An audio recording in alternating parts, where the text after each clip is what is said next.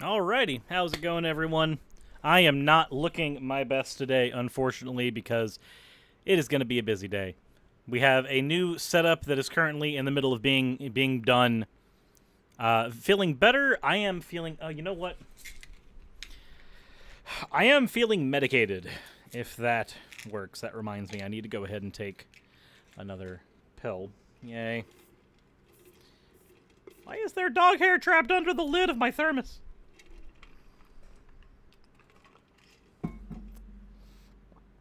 Swelling in the back is down. The main issue right now is just all the cold symptoms. I think I overworked myself, so now I'm not feeling super great. But that's fine. I'm taking meds for it. I will be A-okay here in a bit. That said, how is everybody doing today? It is Friday. And I have had to take a couple days off of streaming, which sucks. Also, how is the audio quality? Let's go ahead and... Okay, that's going to have to be fixed. Let's take that and put that there. I am trying to manage. This area is not done yet, unfortunately. So I am having to figure out what I'm supposed to be doing here. Oy, oy, oy, oy, oy. Let's see here. What do we have on the agenda for today?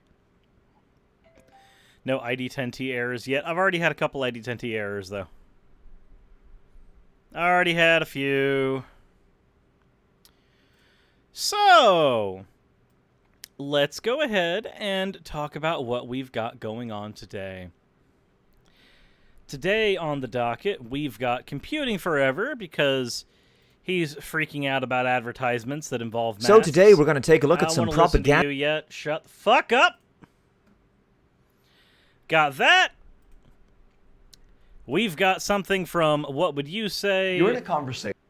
They are the Christian apologetics organization that gives us so many lovely things that end up being like anti-LGBTQ and shit like that. And then finally, I originally was going to cover AIG's really shitty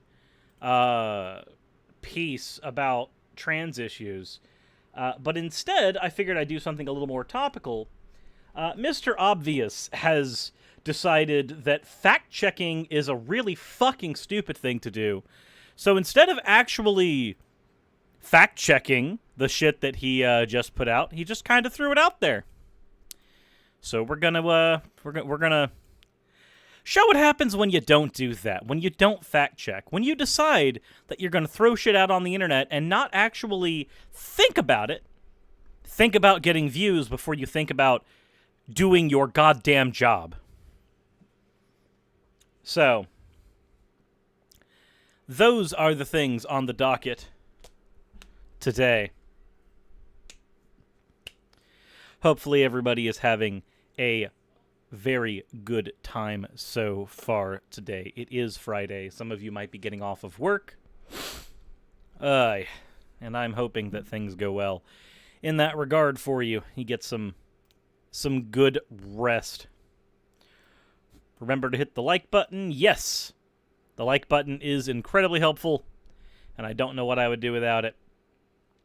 Can I start a fight in chat? Absolutely! Nerf blows dick. I'm sure there's going to be somebody who grew up with it and who's going to freak out and go, no! That's Nerf or nothing!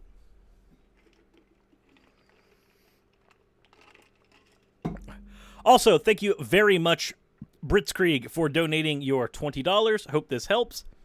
It always does. Every single donation helps a shit ton. Still work for an hour and a half after that. Begins purging. Gotcha. Alrighty. Oh, boy. See, all I did was went onto Twitter and said, hey, can somebody give me context for this? And it turns out everybody gave me context for what I was needing, which is just fan-friggin-tastic. So, DXS has had a job interview today. Awesome. What job are you going for? I hope you had a very good job interview, and I wish you the best of luck on your second interview should you get it. But hopefully you get it. Hopefully. Evian says Nerf is okay, but the alternatives are getting way better over the years. Oh yeah. Dart Zone's been better than them for a while. Zuru's getting better. Even Busby every now and again makes the good blaster. Jet is better. Out of Darts is just one fucking guy who's making shit that performs way better than anything Nerf has made in years. It's Luke from Out of Darts. One guy. Well, Star Raptor, the thing with Nerf is that like Nerf stuff is generally overpriced for what you get out of it. The average Nerf blaster on a good day fires at about 70 FPS, especially the Elite line, which is supposed to be like their best stuff outside of the Ultra line. And it performs about 70 FPS usually, which is not bad. But then when you take a similarly priced Dart Zone blaster, it will hit at about 80 to 90 FPS. And then if you get Nerf's Ultra line, which is supposed to be their top-of-the-line stuff, you're paying 60 to 70 bucks for this shit. Their darts are made of polypropylene, so they break really easy. I've got a couple of them in the house, and I've fired them, and after firing about 20 or 30 times, the polypropylene darts just stop being good. Or if they sit in the barrel for too long, they just stop being good, and it sucks. It's the stuff. Polypropylene is the stuff that like foam cups are made out of. So those darts are basically useless, and their ultraline hits at about 100 FPS, whereas like the Dart Zone stuff at their pro line hits at about 150 FPS. Yeah, the Nerf Ultra stuff breaks stupid easy, and I don't like it. Like, don't get me wrong, I like Nerf Ultra Screamers just because I like the whistle of whenever you fire one out. I like that it whistles out as you go, but I don't actually like the darts themselves. They don't perform well. They're not great. FPS is feet per second, Keelan. So if I'm firing my weapon, generally its FPS is going to be how hard it fires and also the distance it can travel. Generally, a dart only has about a second of airtime before it drops down. So if you've got 150 FPS, you're going to have a range of about 100 to 120 feet-ish, and you're going to be hitting decently hard. I don't have a 3D printer, Michael. Like, I'd love to print my own, but I don't have a 3D printer. DXS says it's a craft store that doubles as help for disabled people. Awesome! Awesome, awesome, awesome. Well, I hope that everything goes well with that. The Nerf swords that kind of look like the Master Sword were pretty good. I haven't messed with the Nerf swords, but that's because where foam swords are concerned, I make my own. And I've made my own for years. So I've never had a reason to pick those up. Yeah, 3D printers are expensive. I want to pick one up, but they're like $300 for a starter one.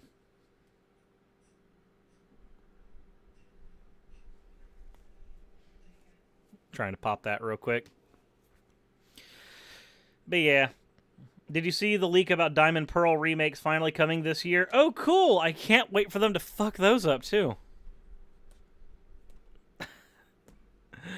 What's my ideal printer? Well, I don't know. I've looked at 3D printers online, but I don't know enough about them. I do know that I would need at least more than a square foot of build space, because some of the things that I want to make are about a foot long, if not more. Like, I do want to make a rail attachment for my Nexus, which is about a foot in length for that section of the rail. And for me to do any of that, I'm going to need about at least a square foot. Jimming says, this is about the 7th year you've sworn off Pokemon. I don't swear off Pokemon. I still play Pokemon. I have decently competitive decks for the card game, and I play the video games every once in a while. Sword and Shield burned me. It burned me a lot. But why do you ask, Blitzkrieg? Vile says you can get one for 150 now, but it'll be one of the low-end, less reliable models. Yeah, that's the thing. The stuff that I want to 3D print isn't stuff that's just going to sit around. It's stuff that's going to get used actively all the time. So it's got to be able to print something where the filament is going to be strong. Because if I'm making, like, a grip for a blaster, I'm going to want that grip to survive hours and hours out on the field. Star Raptor says, have I tried Nuzlocking? Yes, I have not completed a Nuzlocke, and for a variety of reasons, but I have tried. I've done a Nuzlocke of red, blue, yellow, crystal. I did one of X and Y, but unfortunately, when I did my X and Y Nuzlocke, I ended up quitting because it's the same thing that happened with like Sword and Shield. Well, Sword and Shield was a bit different. When I did my Nuzlocke of X and Y, there's a certain point where like you level up so fast that the game cannot touch you. Like, I had, in my regular playthrough of the game, I had a level 100 Vaporeon by the time I got to the Elite Four. And I wasn't even grinding, like, all that much. I just put Vaporeon in the front and then just had the experience share going. So, like, it's not... X and Y aren't really that challenging to begin with, and a Nuzlocke doesn't really up that anymore. Brisky says, just curious, wanted to understand your needs. I just got a new printer myself, but mine's more office-y, not creative. Yeah. Moonstar says, heard that the 4th gen remakes are real. My thoughts are, I the 4th generation is the gen that got me back into Pokemon. Gen 3 is the gen that made me quit as a kid. Not really because of anything that gen did. There are things that Gen 3 did that I wasn't a fan of, like removing the day-night cycle, stuff like that. But Gen 3 was kind of like when I grew up a little bit, and I had that. I think everybody's had that phase where they're like, I'm too old for Pokemon. Pokemon's for kids. I don't like kid stuff anymore. And then you get like a little older and you realize, wait a minute, I'm actually like denying myself something I enjoy because I've arbitrarily assigned it a label. That's really fucking stupid. I'm really fucking stupid. So I had like that brief phase during Gen 3 where I was like, I'm too old for this. And then Gen 4 came out and I was like, I'm gonna give it a shot again. And then I haven't had a problem with Pokemon since, up until Gen 6. Gen 6 came out and suddenly Pokemon stopped growing up with me and started regressing, and I wasn't a big fan of that. Yeah, toxic adulthood is something that needs to be addressed more. Because, like, I'm not going to lie, so many of the things that I enjoy now more than anything are things that I would have enjoyed so much more as a kid if I'd had the ability to. Like, the Nerf gun things. I've only ever owned, as a kid, I only ever owned one Nerf gun, and it was, like, it was a drum-fed, battery-operated thing that broke after, like, 2 months. I never owned more than that as a kid. As an adult, though, I've got plenty of dart blasters now, and I've even got performance ones. And I actually just did a spacer mod on my Nexus Pro today, so that it can fire at about 180 FPS.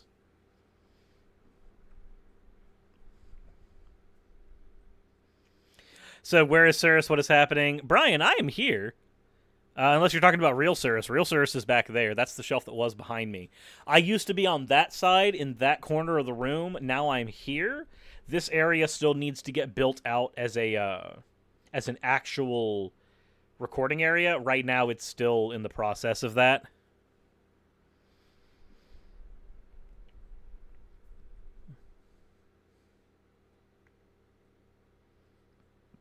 You can see Zen Lizard up here says, as far as 3D printers in general go, a lot of the reason why they choke is that each type of filament needs its own picky settings.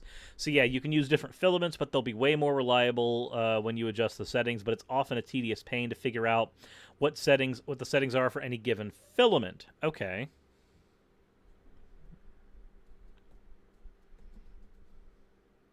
So to keep reminding my dad that my love of video games gives me a great reason to stay inside during this. He calls me an adult child. I say that I'm being safe. So what I always find interesting about the, like, you're a kid because you play video games argument is that it kind of breaks down whenever you compare video games as a medium to movies, television, or books. Because at the end of the day, movies and television are iterative. They're iterative of stage plays, and stage plays are iterative of books.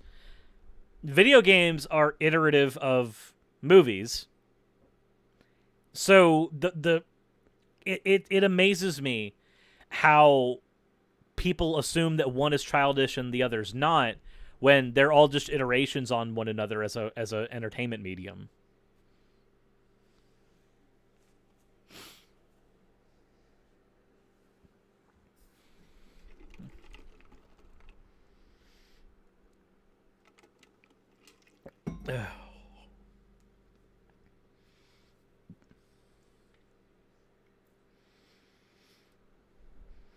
Yeah, games are next-gen movies, movies are next-gen theater, theater's next-gen books. Like, all these things are iterative. And having something... It's like me... It's like...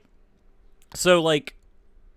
It's like me saying that the second... It's childish to watch the second movie in a series because it's an iteration on the first movie of the series.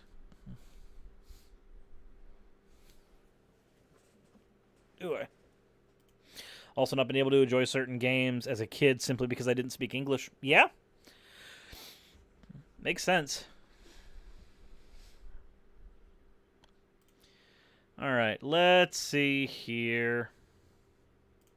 Making sure that we are all set up and ready to go. Give me just a second. Cancel that. Cancel. Where is my live streaming thingy? There it is. It's childish to think that games are childish. That's a way of putting it.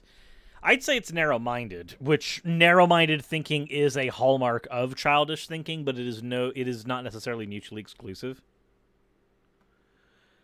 Read your super chat, jerkface. Oh shit, there was a super chat 11 minutes ago. Tatted Jedi. It's Nerf or nothing and Peter Pan peanut butter for the win. So, Tatted, I will take any stock. If you grab any stock Nerf off the shelf, I will grab a stock Dart Zone off the shelf. And we can go at it against each other, and we'll have a grand old time. And I'll have a grand old time from 50 feet further away than you. And then, as for the Peter Pan peanut butter, you already know that's heresy. You know. You understand on a deep personal level that's heresy. You just don't want to admit it. So do I like The Hobbit? I'm a decent-ish person where Lord of the Rings is concerned. I've seen all the movies a couple times, and I've watched the Hobbit trilogy once. I haven't read it yet. I don't hate it, and I do enjoy it, but it's not like something that I get super into. As it turns out, I am a big fan of certain iterations on Lord of the Rings, such as Warcraft. The old meme made me sad. Love you, buddy. That'd be a great time. Hobbit is awesome because more dwarves. Yeah, it is sad to look back and think about, like, the history of the peanut butter meme on this channel. Knowing that, sorry, I'm wiping off some dust from the bottom of my monitors. It is sad looking back at the history of that meme and everything that transpired around it. The friends we lose.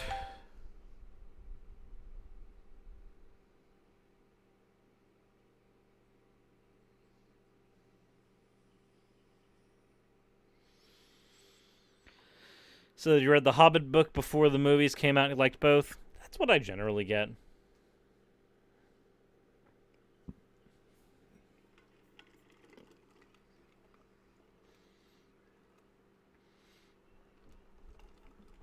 How's it going, Brainbug?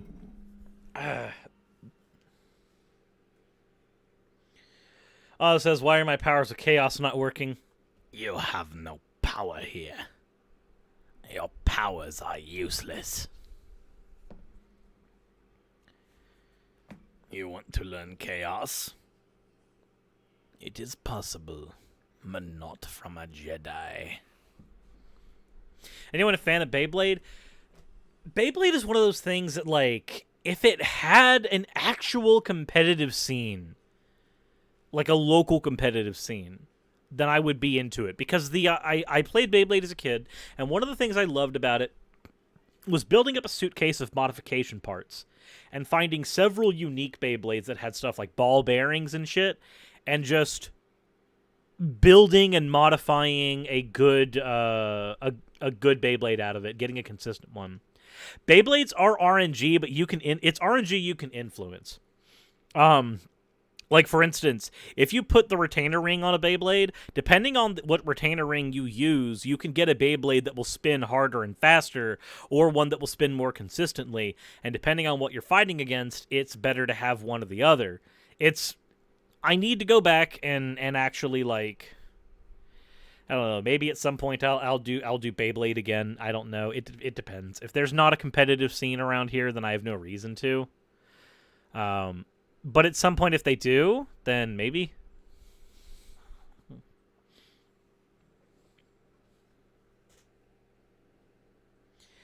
Like, I like Beyblade because I like the idea of building model. Like, it's the same concept as building decks in a card game. You're building models and setting them up so that they can fight each other, and I like that. So for somebody who just joined the stream, what happened to Sir's Streaming Corner? Basically, I'm in the middle of modifying my office. So what's happened to that streaming corner is just I was there, now I'm here. Realistically, the thing that happened is I built a desk. The setup before, my old desk is over there where all the Nerf guns are sitting on right now. That's what I was using as a desk before. This, however, is a desk that I just built. It's using, you can't really see it very easily, but it's using like outside wooden pegs. And that's what I've literally, you can see the screws here. I've literally screwed them into the top. So this has become my new desk. It's a second one here. It's built using the same stuff that my kitchen countertops are built out of. I had 7 of these lying around, so 4 of them became L desks for me and Raz, and 3 of them became the kitchen countertops. That's what happened.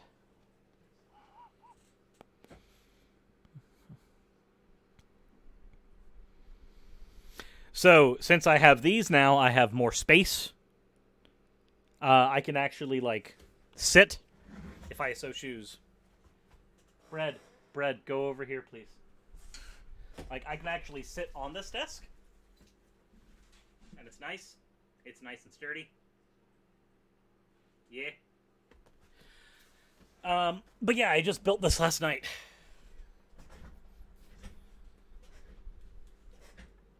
I was just going to ask, is it leftover countertop? It is leftover countertop. It is in fact leftover countertop. We're going to have bread right there. Visible. Ugh. Visible to all. Along with the hammer.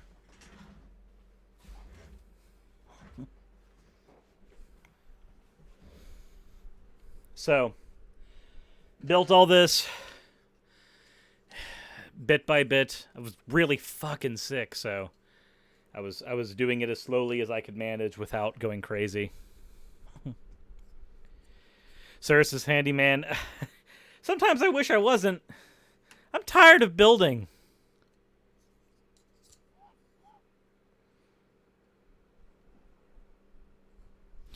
I can barely put together IKEA furniture. I am not good at putting together IKEA furniture, but I'm okay at building my own furniture from scratch. When I'm building my own furniture from scratch, I can have the idea in my head of how I'm going to do it. It's so much simpler than trying to build something from flat pack. It really is.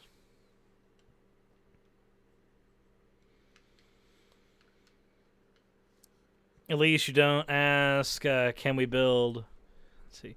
Cyrus wants to destroy for once so he can use his hammer to its full potential. I already used my hammer to its full potential. I destroyed a whole wall.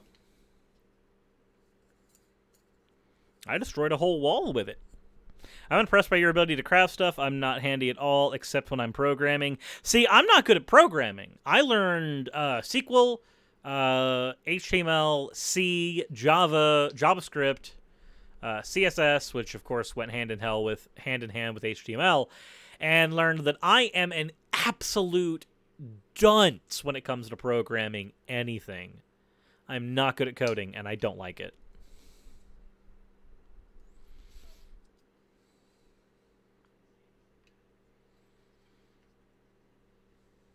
Why does he fix everything he touches? Axiom Anarchist, what do you mean?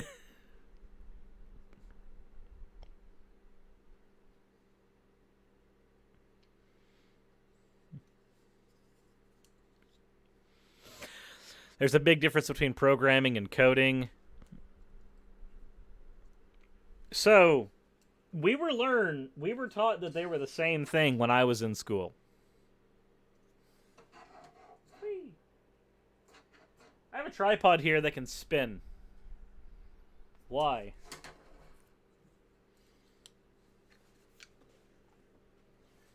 Coding and programming are not the same thing.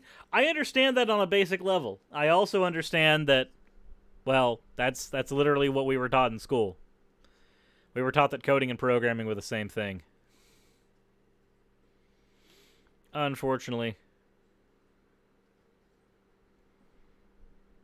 Unless you're using programming as, like, setting up the algorithm and then engaging in the coding, and all of that together is programming.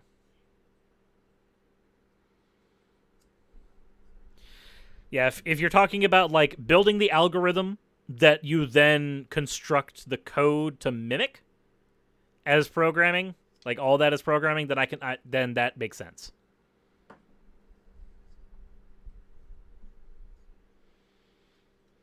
Writing the algorithm again, you beat me to the thought. Yeah, writing your flowchart.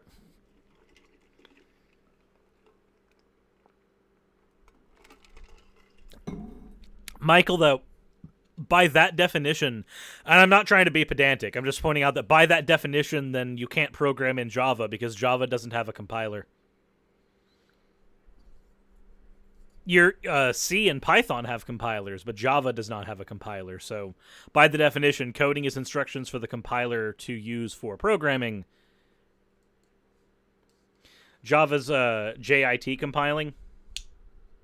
Then my teacher lied to me.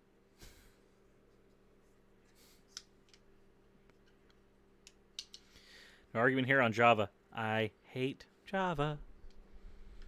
I hated Java. I really did. I enjoyed C++. I hated SQL, and I hated Java.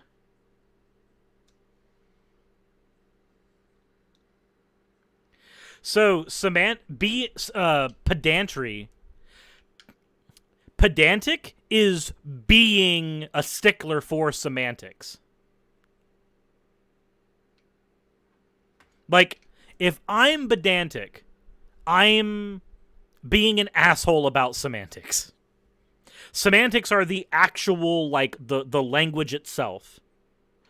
Pedantics is the adverb. It's what I'm doing. I'm being pedantic by arguing semantics.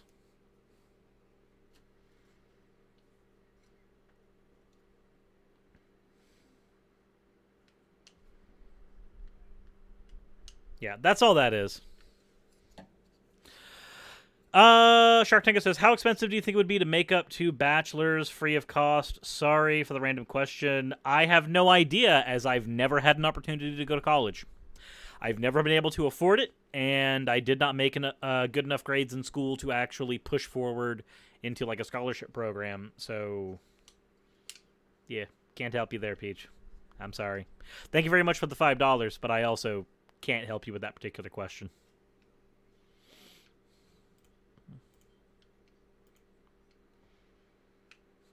I'm first line IT support on Helldesk, where careers go to die. Ew.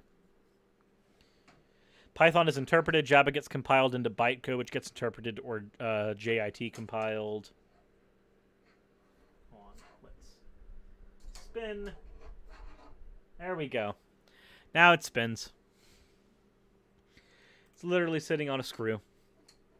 Okay. I need to stop messing with that. No, you're not late, Nightshade. I've been chatting up chat, and I need to actually get into... I only have an hour and 40 minutes available, so I need to actually get our topic started out. So give me a second. It is hard to breathe. I hate this feeling. I've got a bad cold or sinus infection or something. I was sneezing blood yesterday. So I'm trying to manage not to screw up.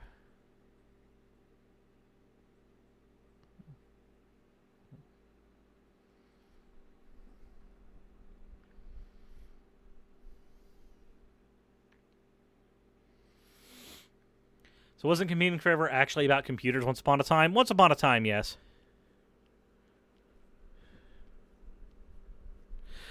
Shark Tango says, if the government were shut down today, what would happen? So, trying to get this knuckle to pop. There we go. God. I'm finally able to crack this knuckle. It's been years since I've been able to actually crack this thing multiple times. Which is good. This thing hurts a lot. I jammed this years ago, and it's never recovered. Anywho, Shark Tango... If the government was shut down today, what would happen? So here's the thing that would happen. Not much for a decently long while. The government shut down in the United States multiple times. In my lifetime, multiple times. The military stops getting their paycheck. Congress stops getting their paycheck. Senate stops getting their paycheck. The paycheck for everybody who's a government official stops. Paycheck for people who are on government pay stops during a shutdown. And it's usually because they're having to figure out a new budget for the year. So, I mean, that's really all that would happen here. How long would it take for American society to crumble? It wouldn't really crumble. Like, what happens is these people end up still doing their jobs. They just do their job for no pay for a while because they are on salary, not on hourly paychecks. Sneezing blood? Well, yeah, I have a sinus infection. When you have a sinus infection, when you like sneeze and blow your nose, you generally have like flecks of blood and bits of like yellow mucus that come out.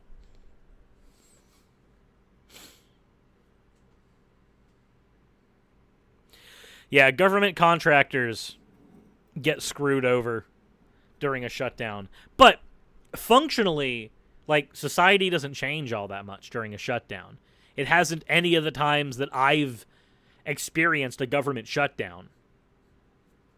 So, how long would it take for American society to collapse? It really wouldn't. That's... If a shutdown were to happen and were to stay in effect, then it would probably take years for American society to crumble, because you would need long enough for people to actively quit their positions because they're not getting paid for them. If the internet died today, the world would literally be destroyed. Well, yeah, the world right now is very internet reliant. I agree with that.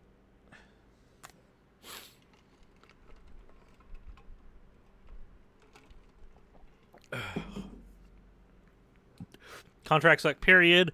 I run a contract of a subcontract of a sub to a sub to sub. Well, that sucks, David.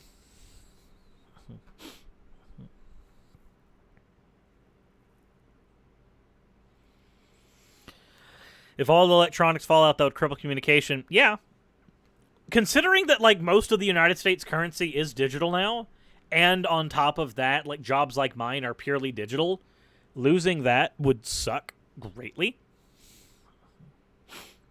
God, breathing through my nose sucks right now. Anyway, we should probably get on topic. So let's go ahead and talk about computing forever. Now, the first time I covered this guy, he was talking about the God pill and how he's come to see the reality that whether or not God exists, we all need God in some way, and believing in traditional Catholic faith and traditions and demagoguery is required for society to function, regardless of the fact that society functioned without Catholicism. But, you know, whatever. Let's go ahead and see what he's got to say about new abnormal advertising. And... oh, that is not the right screen. That is showing the very wrong screen. Okay. That tells me where I gotta throw things. I understand now. It makes sense. There we go. Okay. There we are. Let's do it. Let's take a look at computing forever.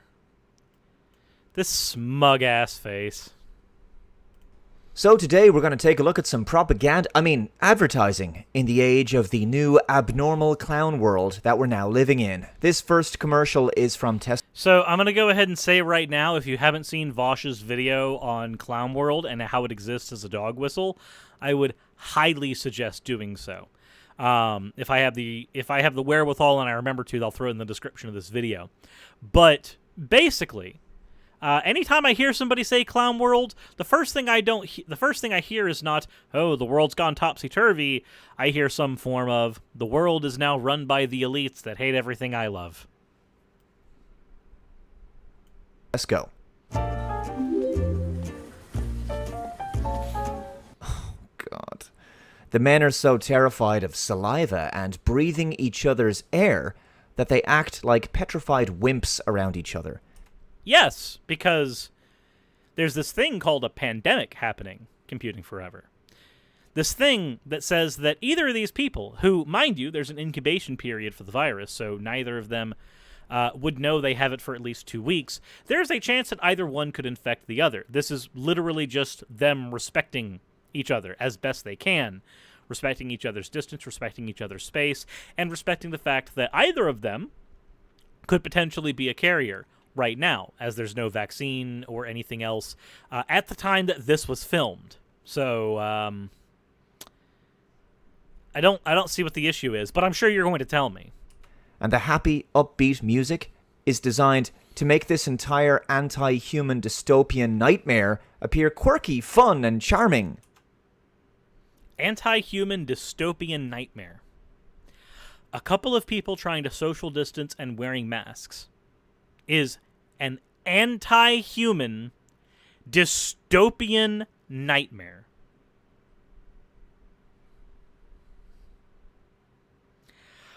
Okay. Disgusting. We've all made some changes to the way we shop this year. Yes, due to government and media propaganda, the public have been reprogrammed into acting like obsessive-compulsive germophobic zombies, afraid that a deadly virus is lurking inside buildings, buses, trains, churches, seats, hard surfaces, and in the mouths and noses of every stranger they meet. But the cognitive dissonance is so strong that they also know on some level that the virus is incredibly elusive, what with the fact that they probably don't know anybody who's died from it.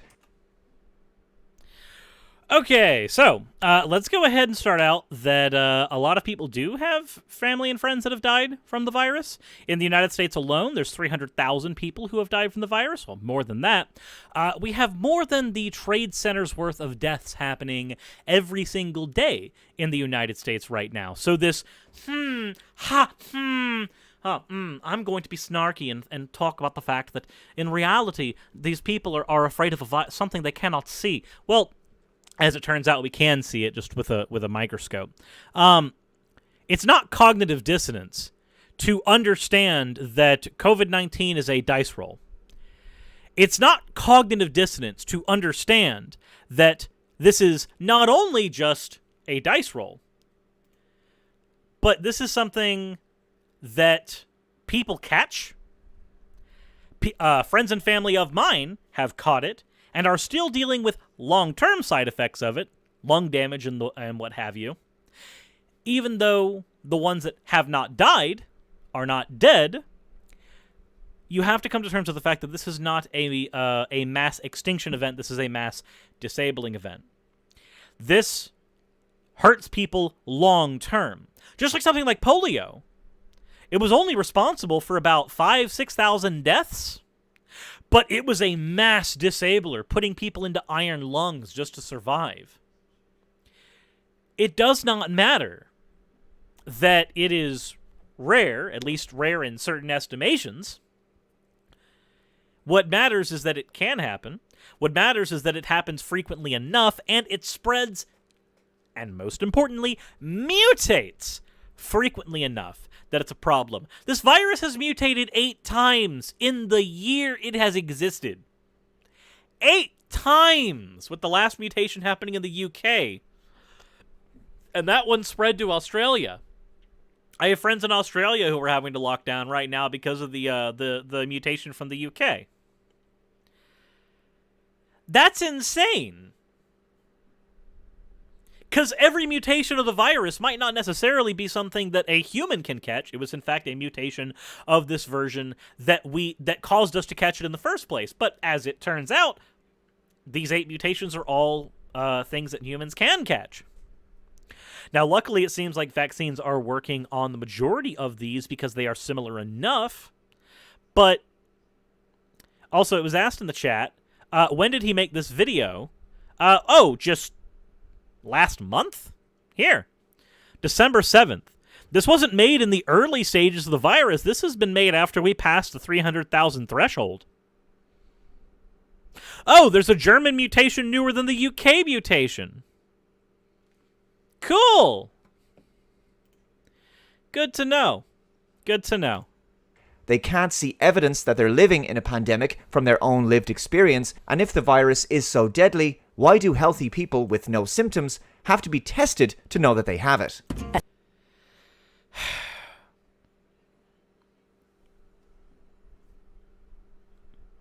2-week incubation period. 2 weeks. You have to be tested to know if you have it before you start developing symptoms, because it sits in your body for 2 weeks. This is public information. You had the ability to look this up. You still decided to put out this video with misinformation. You're an idiot. At Tesco, we're installing traffic lights to manage the flow of people.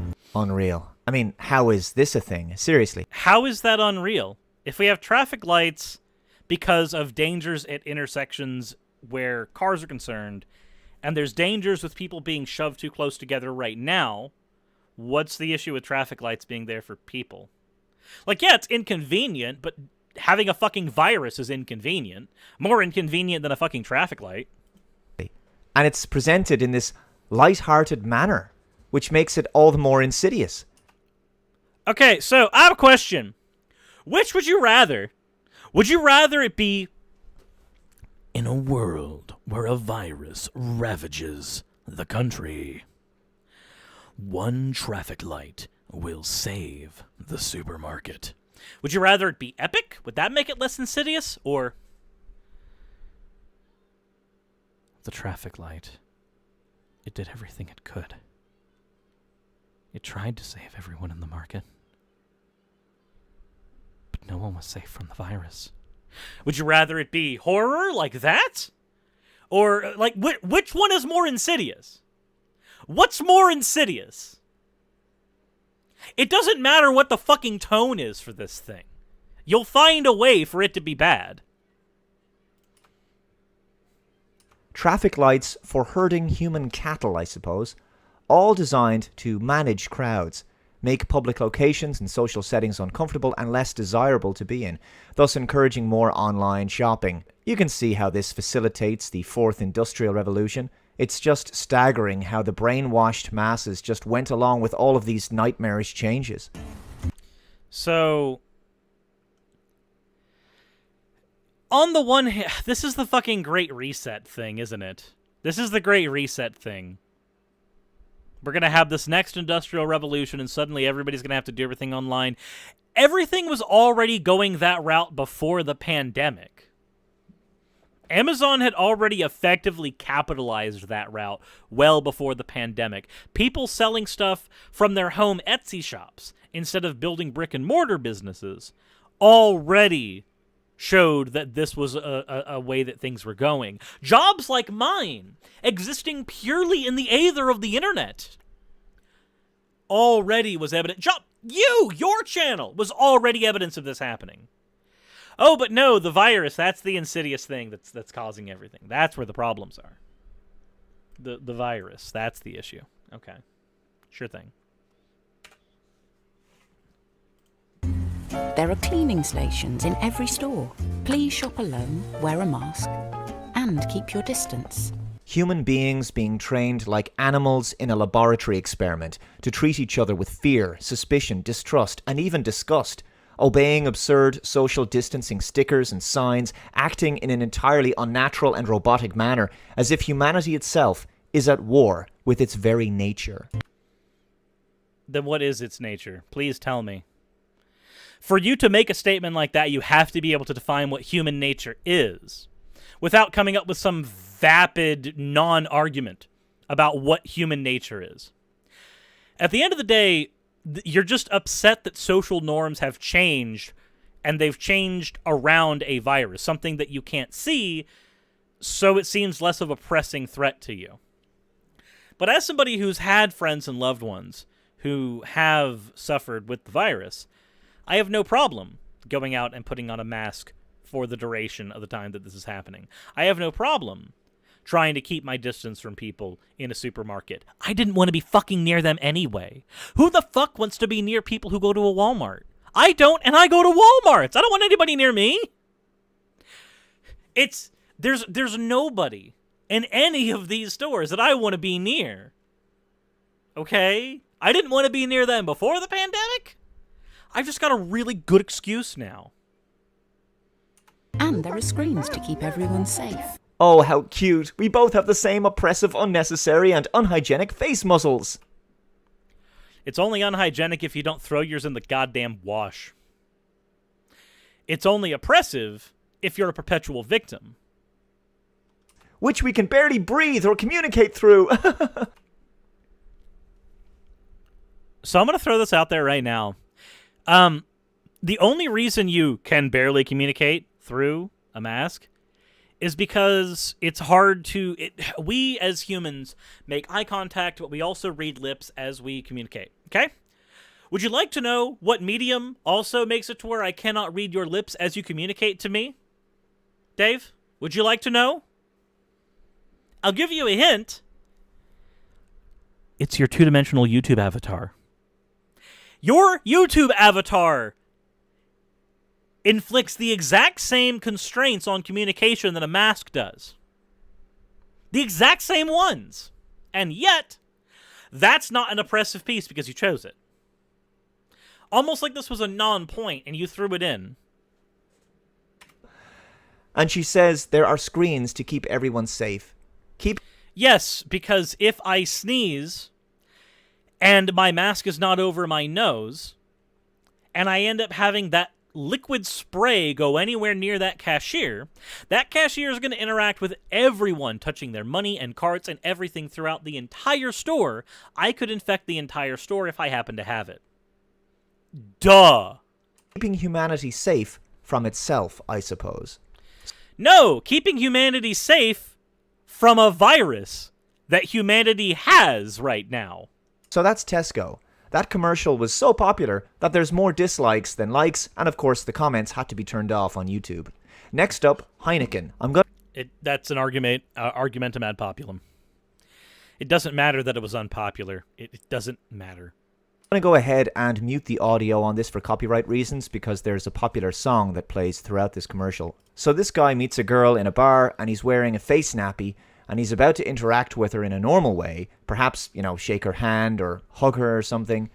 And then he stops himself and remembers his reprogramming and brainwashing, so he does that stupid elbow thing. Okay, so this is not brainwashing, though technically a case could be made that this is reprogramming. So, if I touch elbows with somebody, okay? There's a potentiality that I might be sick, so I touch elbows with somebody. Boom. I don't even have to be sick, by the way. I could also have just grabbed something off of a counter that had the virus on it. It lives for 3 days on plastic, you fuck shit. My elbows touch. How often are my elbows going to touch random shit around me? Less than my hands. I don't grab my drink with my elbows. I'm going to do it right now for sake of argument. But I don't grab my drink with my elbows, but I do it with my hands. The likelihood that I'm going to spread something if I'm touching an elbow with someone and the likelihood that I do it with my hands is very different. And would you like to know where I found this elbow trick first? It wasn't during COVID. It wasn't during COVID at all, Dave. It was when I was a fast food worker at McDonald's. This was our handshake on the line. Because this was the thing that we could do to introduce ourselves to people without touching our hands because we were working in food, David. We were working in fucking food. This has already been known to be a more hygienic way of shaking hands. It's a thing I was doing a decade ago at McFucking-Donald's. Jesus Christ.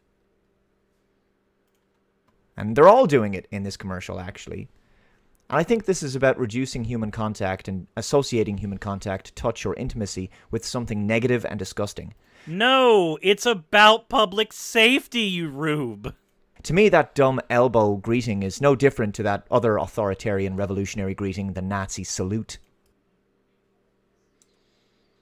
The elbow greeting that I did at fucking McDonald's is a Nazi salute to you?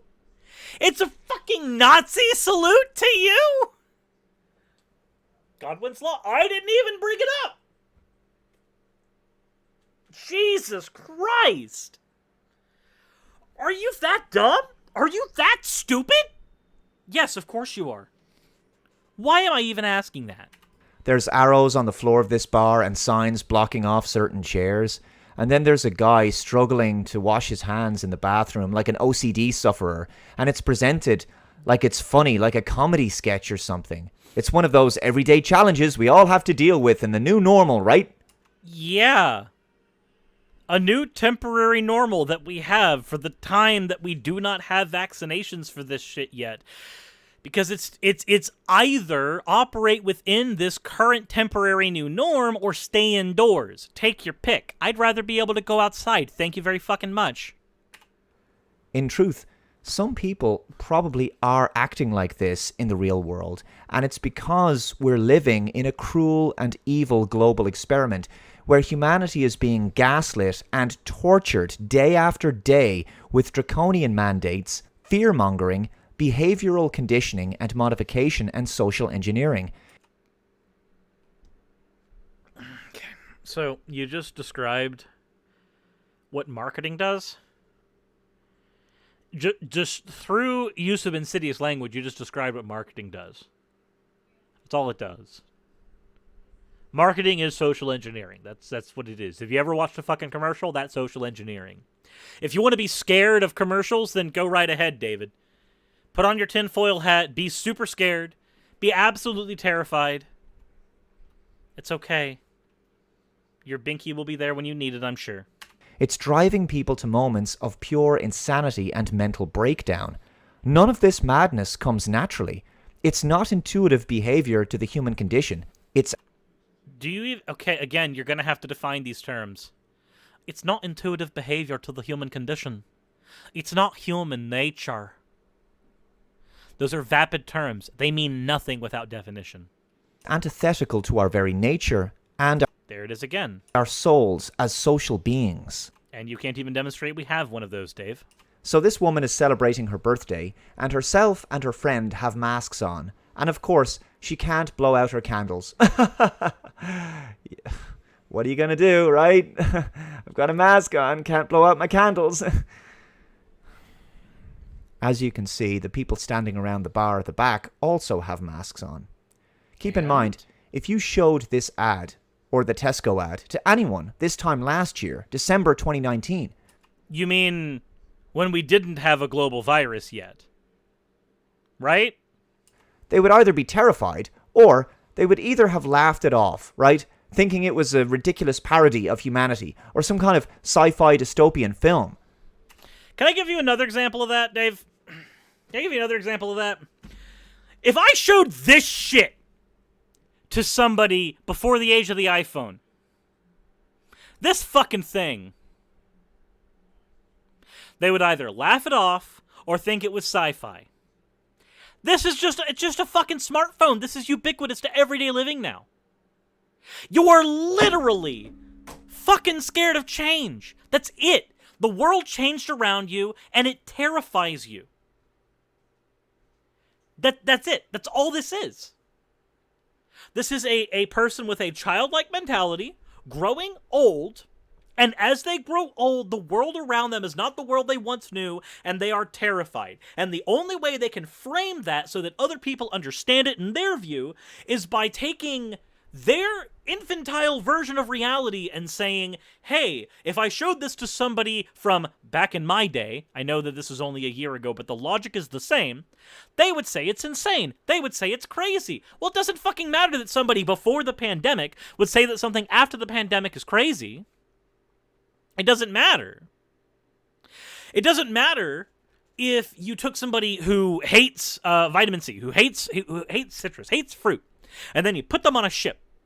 And then you took the person from that ship who spent a year on that ship and got scurvy.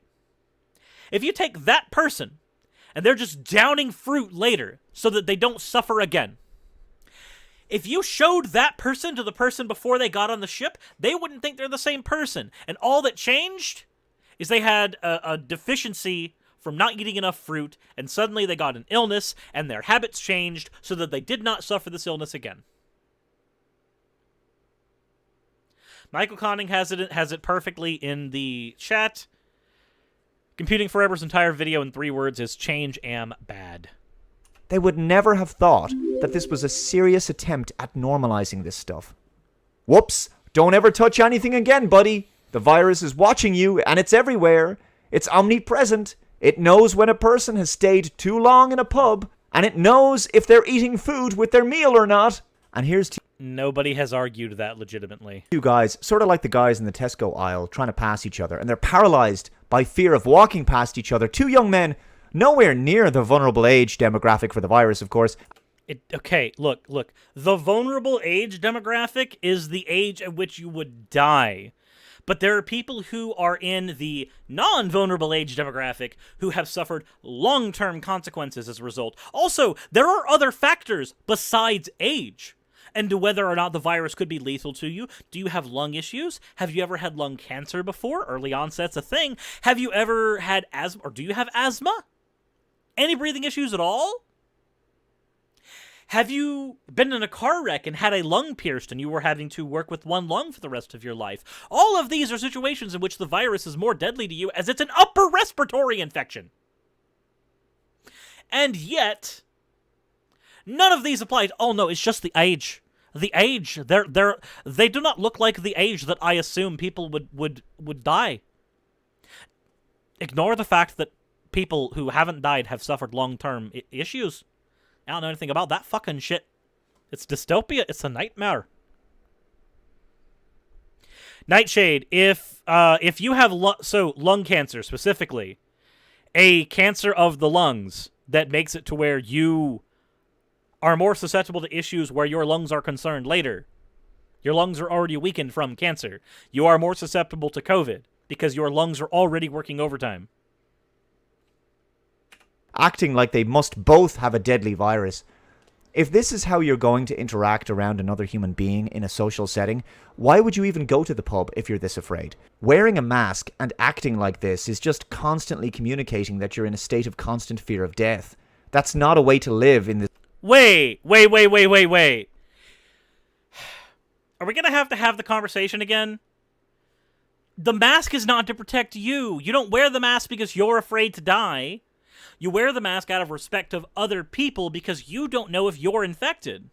And if you happen to be infected, or you catch something, a mask prevents you from sneezing it out onto other people, or breathing it out onto other people. This has been common practice in places like Japan for decades, and it's worked wonders. Oh, but here suddenly, here it's bad. Oh no. This guy calls himself a fucking nationalist, too. This world. It's a way to slowly die in it. Whoa, how dare you? That's not okay. Don't take one of my chips. You could have the virus. And then me, or some hypothetical elderly person locked away in a nursing home somewhere, might die in an ICU ward. Has he not considered that her grandma might be home? Has he not? Does he think that old people only exist in nursing homes? That's if I steel man what he's saying, then the logical conclusion is that old people are in nursing homes and that's where they belong.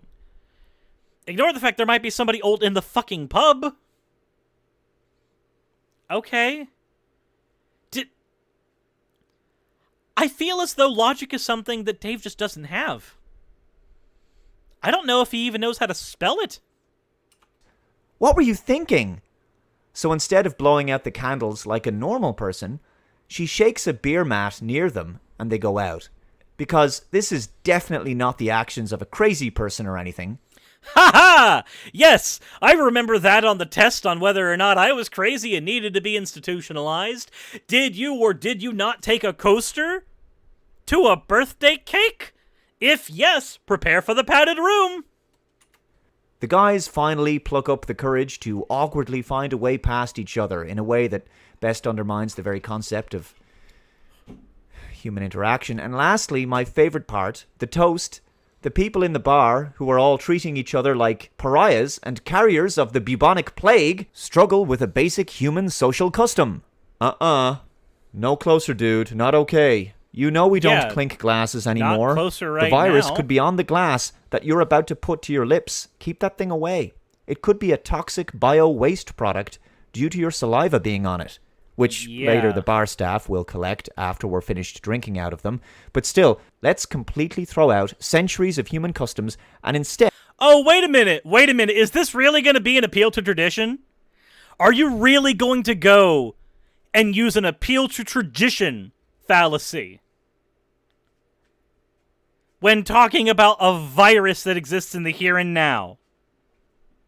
Instead, simply raise our glasses at a safe distance from each other because we think everyone around us is a ticking time bomb of infectious disease, while smiling at each other as if this night was actually fun and enjoyable, as opposed to the soul-crushingly nightmarish and unnatural freak show of terror and fear of human contact that it actually is.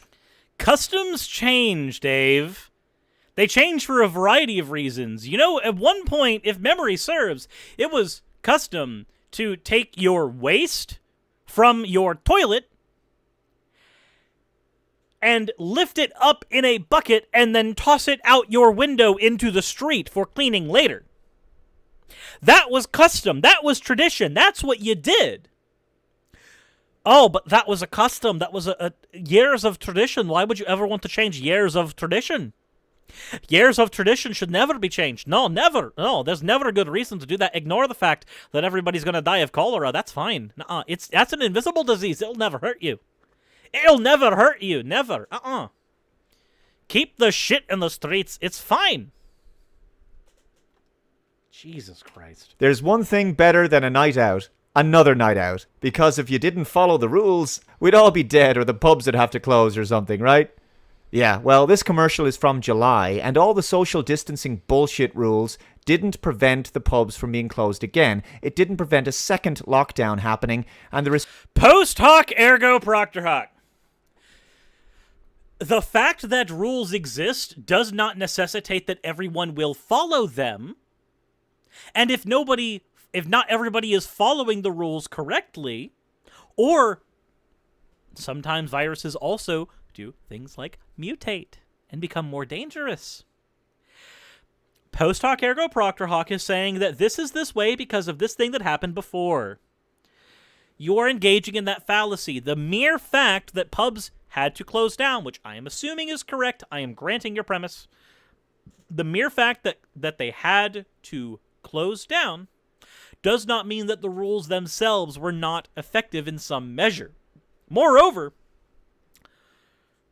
a rule being ineffective does not mean that it's 100% effective. That's also a point you have to consider, Dave. A rule can work for 80% of people or 80% of the time, but that 20% can still be enough to cause an issue, enough for a pub to close down. These things are not set in stone. They are not perfect. They are not... I wish I had more words, but I'm not a thesaurus today. Restrictions, largely for pubs, remain in place even during this Christmas reopening, so the whole thing was nonsense. Keep those Heineken bottles 2 meters apart. Better yet, I'm remaining permanently socially distant from the rat piss that is Heineken for the rest of my life. Also, in my opinion, that Red Star logo has suddenly taken on an entirely new meaning. Ha ha ha! It's definitely communism. The big corporation is definitely a communism. I want to die. I want to die watching your content, Dave. It hurts. It is physically painful to watch the ass fucking of logic that is your video. You don't just dip into informal fallacies, Dave. You grab the informal fallacies, you bend them over, and you own them with such strength and fervor that I have to wonder if those informal fallacies are not, in fact, power bottoms, and they're telling you to fuck them harder. I don't understand. It's such basic stuff to get wrong. It's December at the time you made this video. You had plenty of time. You had plenty of area of research. None of it mattered. Instead, Conspiracy theory is what you ended up going for. Let's not look at any actual scientific studies. Let's not look at the actual efficacy and the actual usage of masks. No, no, no. Let's take our right-wing radio talk show host persona instead. Let's put on the tinfoil hat instead. Let's be an idiot instead of working around known data. That's what Dave Cullen is doing. No wonder this person took the God pill. No wonder this person decided that nationalism was a good thing. Nationalism as opposed to patriotism, mind you. And if we're going to play fallacy bingo, I might as well go ahead and hit myself with it. That is technically a form of ad hom. Might as well go ahead and be consistent.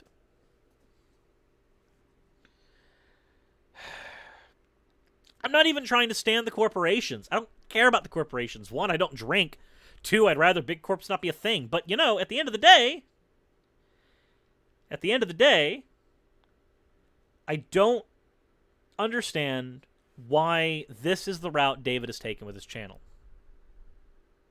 I'm led to believe that he used to do stuff about computers and used to actually be a decent person where argument was concerned. But now it seems that conspiratorial fear-mongering is what he'd rather do on his channel. But strangely enough, the conspiratorial fear-mongering is him criticizing what he labels as conspiratorial fear-mongering. I don't understand how this is the direction that he decided to take on his channel. I don't. David, you can do better.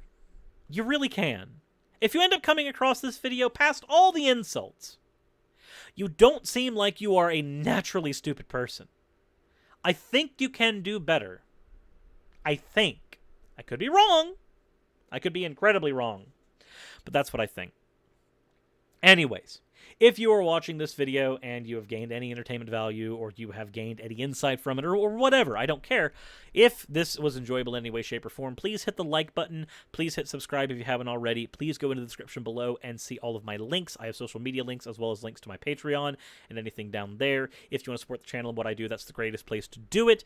But first and foremost, subscribing and hitting the like button are the ultimate things you could do to help my channel in the here and now if you would like to.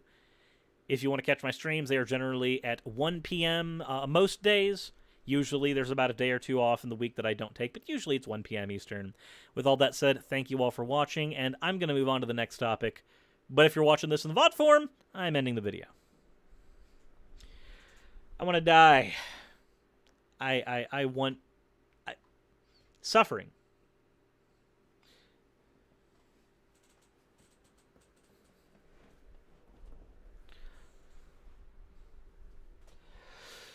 You think he's too far down the rabbit hole, Belgarth? I don't know. I don't know enough about David to know. All right, we got some super chats to get into real quick. Shark Tenko. No, I meant literally because power plants that are run digitally along with nuclear weapons being controlled by essentially the internet. Okay, so the nuclear weapons themselves, from what I understand, are not beholden to the internet themselves. They are kept in a form of stasis, but I have friends I could ask to verify if that's how things are set up. Nuclear power plants, though, I believe most of them are run on an intranet, not necessarily based on the internet itself, because that would be a very unstable way of running. Not to mention, nuclear power plants have existed before the internet. So, no, I think there might be a little bit more fear-mongering there. I think we're okay.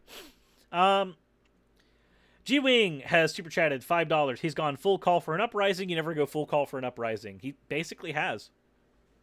Shark Tenko said, Peter Griffin is smarter than this boob. Yes, he is. Thank you very much for the $2. Shark Tenko again with the $5. I bet he would make the argument that COVID isn't the cause of death if the person has a heart attack, even if the person has COVID. Yeah, more than likely he would make that argument, even though we've actually covered that whole shit on the channel before. Shark Tanko also has super chatted, wow, Shark, you have been very generous today. Another $5. I bet this boob would argue against lightning rods because he's never been shocked before. It is the same logic. It is the same logic. Said, aren't most nuclear facilities basically running themselves at this point? From what I understand, yes. There are some nuclear power plants that have been hacked by gray hats, so some of them are connected to the internet, which is stupid. Yeah, I agree. They should be completely and totally isolated to themselves. Jesus! How did his channel explode? What the fuck? So Computing Forever, his channel was dying when I covered him, like, in the beginning? But now his channel is exploding unnaturally. What in the hell happened? Let's take a look here. Let's take a look. What happened with you, Dave?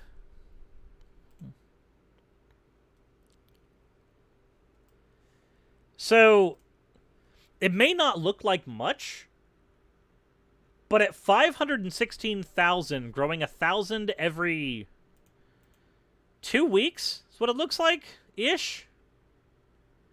That's really good. Like, compared to what I do, that's insane. Because, like, if I were to compare... Oh, Jesus, this is over on the wrong end. Boom. There we go. If I were to compare this to, like, what happens with mine... These are my numbers right now. Hey, it says that I might make 5,000 this year. Yay! I remember making way below the poverty line. Yay! Anyway, yeah, where I'm sitting right now, how did I get that? Sub 116,000 views? That happened on the 5th. What happened there? Anyway. Yeah, like 100 subs, 100 subs, 100 subs, 100 subs. Like, I'm getting barely anything right now compared to date. Then again, this is better than what it was last year. Or last month, rather. Yeah. Neg 50% on the subscriber gain, which is true. But, oh shit, my channel dropped down. It used to be in B- territory. Now it's in C+ territory. Yeep. Well, guess I need to get those rookie numbers up. Since they're dying. Shark Tango says, are you going to cover no cow patties? It depends on what he's doing.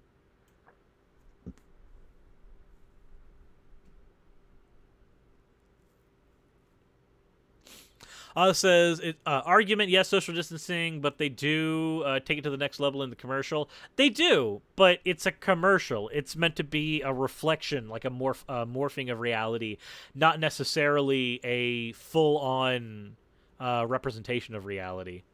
Also, David Thompson says, Computing Forever went from kind of decent guy to full-blown neocon Nazi. That's what I've noticed. Like, while I think he can do better, he's certainly not better at the moment. He's not in a position where I would say he's intellectually honest right now. YouTube maybe did a purge of some kind? Maybe. I mean, fuck. Let me go check. Let me go check.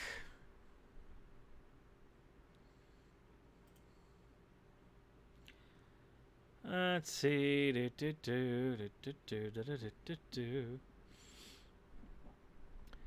Now I need to see something in my analytics. Did a purge happen? I have a community guideline strike. Isn't it so fun that I still have this here? This is the appeal rejection for the Steven Anderson is gay video when they deleted it for hate speech. Yeah, it's been it violated hate speech.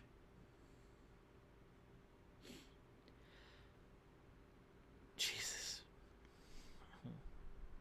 Roberta Millett says, your videos barely come up in my daily feed despite the fact that I'm a daily viewer. Ew. I mean, I'm not surprised, but still. Said I never watched a full covering of Blair White before, just heard some things and watched most of the video of hers with my sister.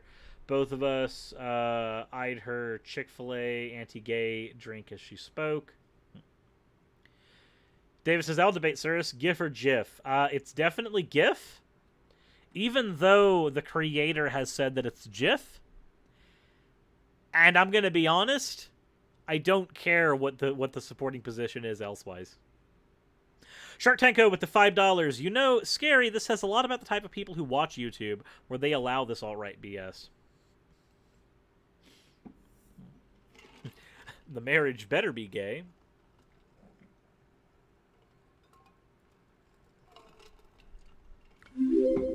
BQ if it does stuff says I had a feud with Mr. Obvious, and he has been a he's been a lolicon today. What do you mean?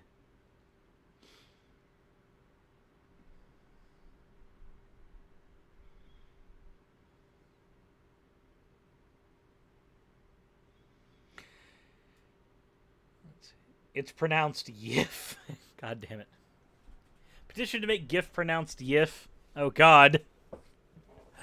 The furries will have their favorite peanut butter at that point.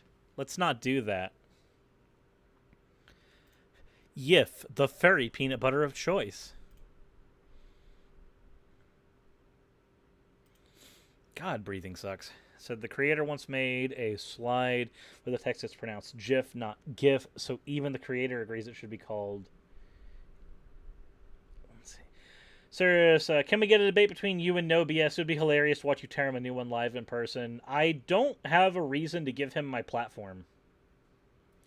Like, quite frankly, I don't know if I want to do that many live debates on my channel specifically, because I don't have a reason to platform right-wingers. Like, I don't have the reason to grant them that legitimacy. There are some times where I'll just have a debate for fun, or I'll pull people on, especially people who I think can argue in good faith. But generally speaking, I don't want to give my platform to somebody, because even if I'm ripping them apart, that still spreads their views. That still spreads them to new people.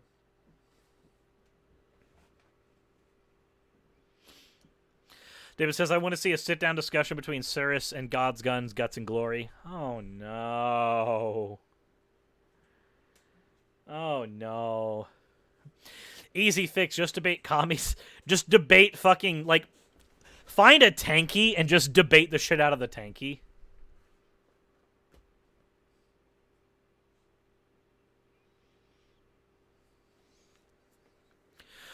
Okay. Well... I guess it's time to get into the next thing. This is from the channel What Would You Say, which we've covered before, and it is called Are We Morally Better Than Our Ancestors? And I haven't seen the video yet. I wanted this one to be something that I walked into blind. So let's go ahead and see. Are we morally better than our ancestors?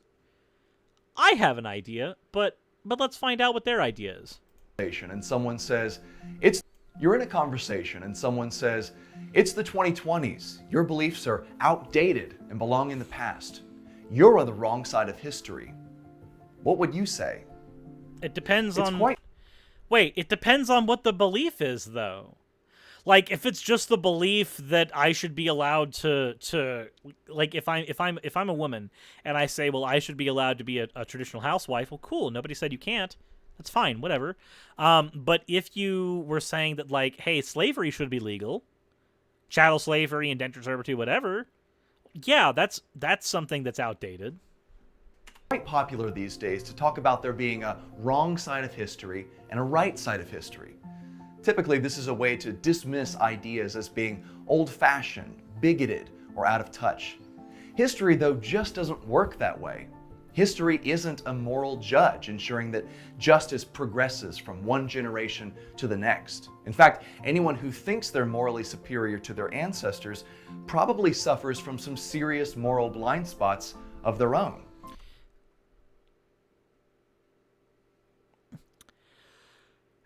Okay, so let's go ahead and point out that this is Tukokwe. It does not matter if you have the exact same moral principles as your grandparents, but your grandparents, the one moral principle you don't share is that you think all people are created equal and that slavery is bad and Jim Crow is bad. But they are of the opinion that these things are good and the separation of the races is good. You are more moral than them. That statement is true, regardless of the fact that you might have other bigoted beliefs. It doesn't matter that you have moral blind spots. That's literally appealing to perfection.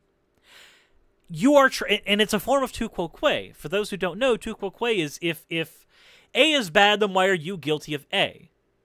If their morality is bad, why do you also have bad morality?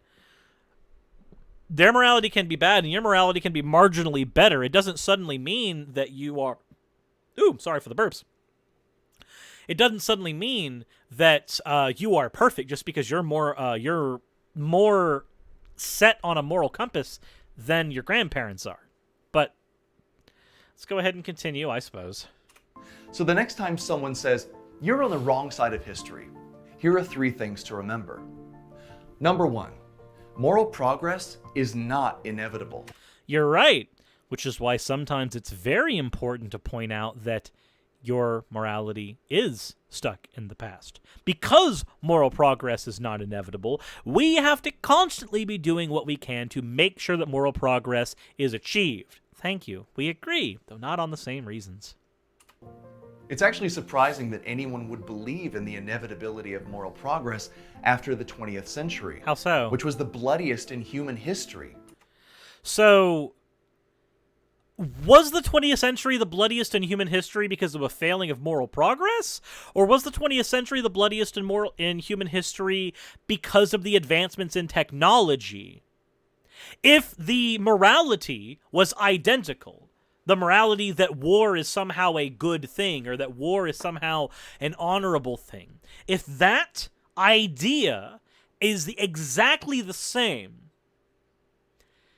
but all we do is get better weaponry to kill each other, the morality hasn't changed. Nothing has shifted on that plane of the argument. All that has shifted is our ability to engage in violence. The actual stance on violence hasn't changed at all. This is not...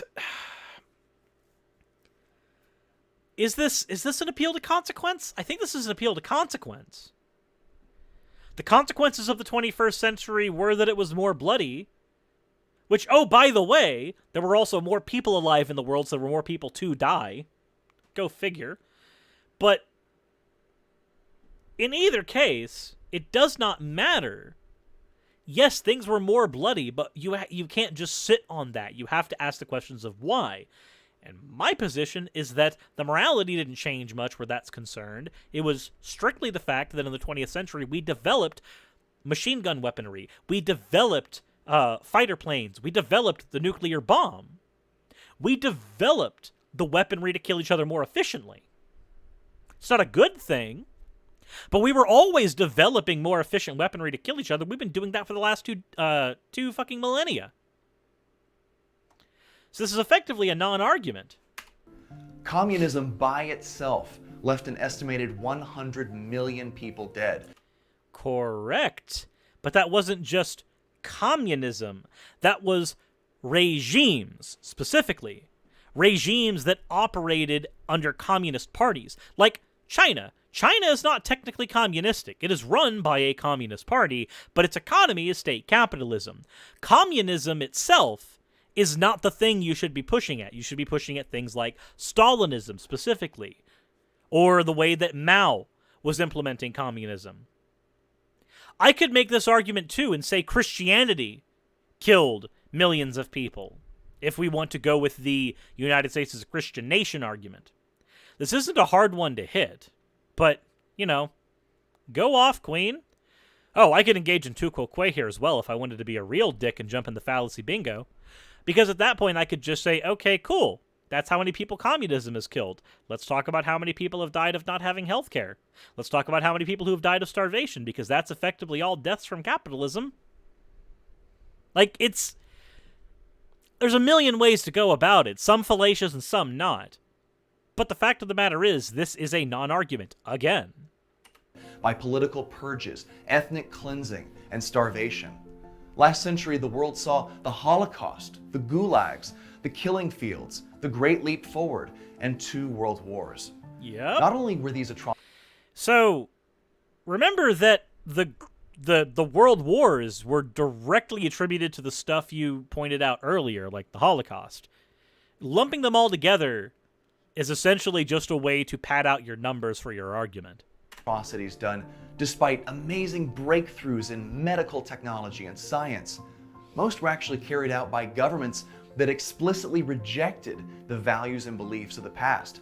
But what values and beliefs were rejected? You can't just say they rejected the values and beliefs of the past, therefore. You have to actually talk about which specific values were rejected. If you're not willing to talk about which values specifically got rejected, then you don't have an argument. We haven't gotten anywhere. This is basically an appeal to tradition. These things in the past existed and people didn't abide by them, therefore bad. But what specific things were they? Are you going to tell us? Probably not in this 4-minute video. And claimed to be leading the way to new eras of human history. So much for inevitable moral progress. Again, most of the stuff you pointed out was based on increases in technology, not based off of changing shifts in moral zeitgeists. Number 2, believing that modern people are on the right side of history is actually chronological snobbery. This is an appeal to emotion. C.S. Lewis and his friend Owen Barfield used the term chronological snobbery to describe those who judge the past by the standards of the present. In practice, it leads to the assumption that anything newer is necessarily better. No, that's not what it means. It's not chronological snobbery to look at the past and go, slavery was bad, and I don't want to respect somebody who owned slaves. I don't want to respect people who engaged in genocide. That's not chronological snobbery. That's just looking at things that are not acceptable in any way, shape, or form. It doesn't suddenly mean that everything newer is better.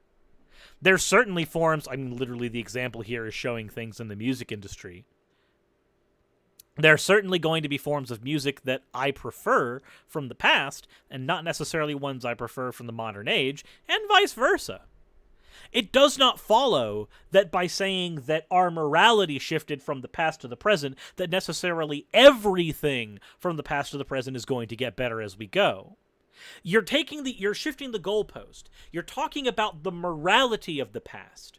And then you shift the goalpost over to contemporary art as your example. The goalpost need not be over here. We were talking about morality, my dude. And anything older must be worse. But what makes some beliefs and customs of the present better or worse than those of earlier generations? Who put us in charge of making that judgment? We did. We are the only ones who can make that judgment. We are the judges of that. Literally. What standard should we use? Oh! He's gonna pull one of these on us. What standard should we use? Well, I think we should use God's standards. Fuck that standard. Let's go. Evaluating any time period requires a standard of justice that's timeless. Merely No, it doesn't. You apply the standard of morality from your age to the standard of morality from a previous age. You have a standard. The standard need not be timeless. And by the way, that standard isn't timeless. It just flat out isn't. Because Christians have been using this argument of timeless morality while their morality has been shifting through the ages. And yet they try to argue that they've got the perfect goalpost that has never fucking moved, aside from the fact that it has moved in 2 millennia, multiple fucking times. This is not an argument. This is literally just trying to bait people into converting. Merely appealing to the calendar doesn't tell us anything. Of course, many historical injustices have been addressed and corrected, and that's a good thing. But past generations also had many virtues that we lack. As mentioned earlier, the most recent generation has, in many ways, proven to be the worst. But it's the 21st century, not the 20th century. Your examples were of the 20th century. That's not the most recent generation. The most recent one would be from the 21st. You just shot yourself in the foot. Your argument was predicated on a generation that you didn't appeal to. Moreover, by saying that they had various virtues that we lacked, but not defining any of those virtues, you've again engaged in a non-argument. Yeah, there might be a virtue that they had that we lack. What virtue is it? Can you define it? Can you explain it? Number 3, modern people Nope. have moral blind spots. That's again a non-argument. There's no point in the syllogism where modern people are perfect moral beings. The argument is we are better moral beings. The title of your video is, Are We Morally Better Than Our Ancestors? It's right here. Are we morally better than our ancestors? It doesn't matter that modern people have moral blind spots. The argument was not we are morally perfect in comparison to our ancestors. The argument that you presented is we are morally better. All we need to be morally better than our ancestors is to have a small margin of improvement. Princeton professor Robert George likes to tell the story about asking his students if they would have been abolitionists had they lived in the days of slavery. All of them say yes. When he asks them to name a single time in their lives, though, when they stood for the right of an unpopular, dehumanized group, knowing that it would cost them friends and job opportunities and the respect of powerful people. All right, let's do it right now. Fine. You know what? You want to be that guy? Do you want to be that guy that does that? Okay, cool. Let's do it. Can I get a trans rights in the chat? 12, 15 trans rights. Spam it all you fucking want. Have you ever stood up for an unpopular or dehumanized or demonized group? Yes! I have!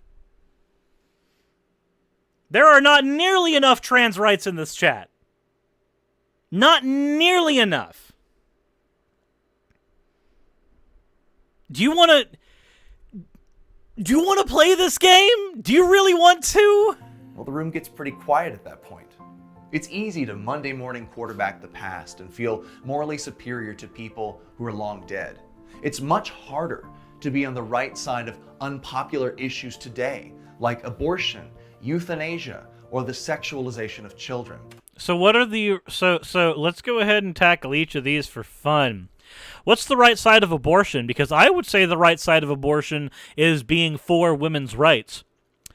Euthanasia, I would say that the right side of euthanasia would be being for the bodily autonomy of an individual in their right mind.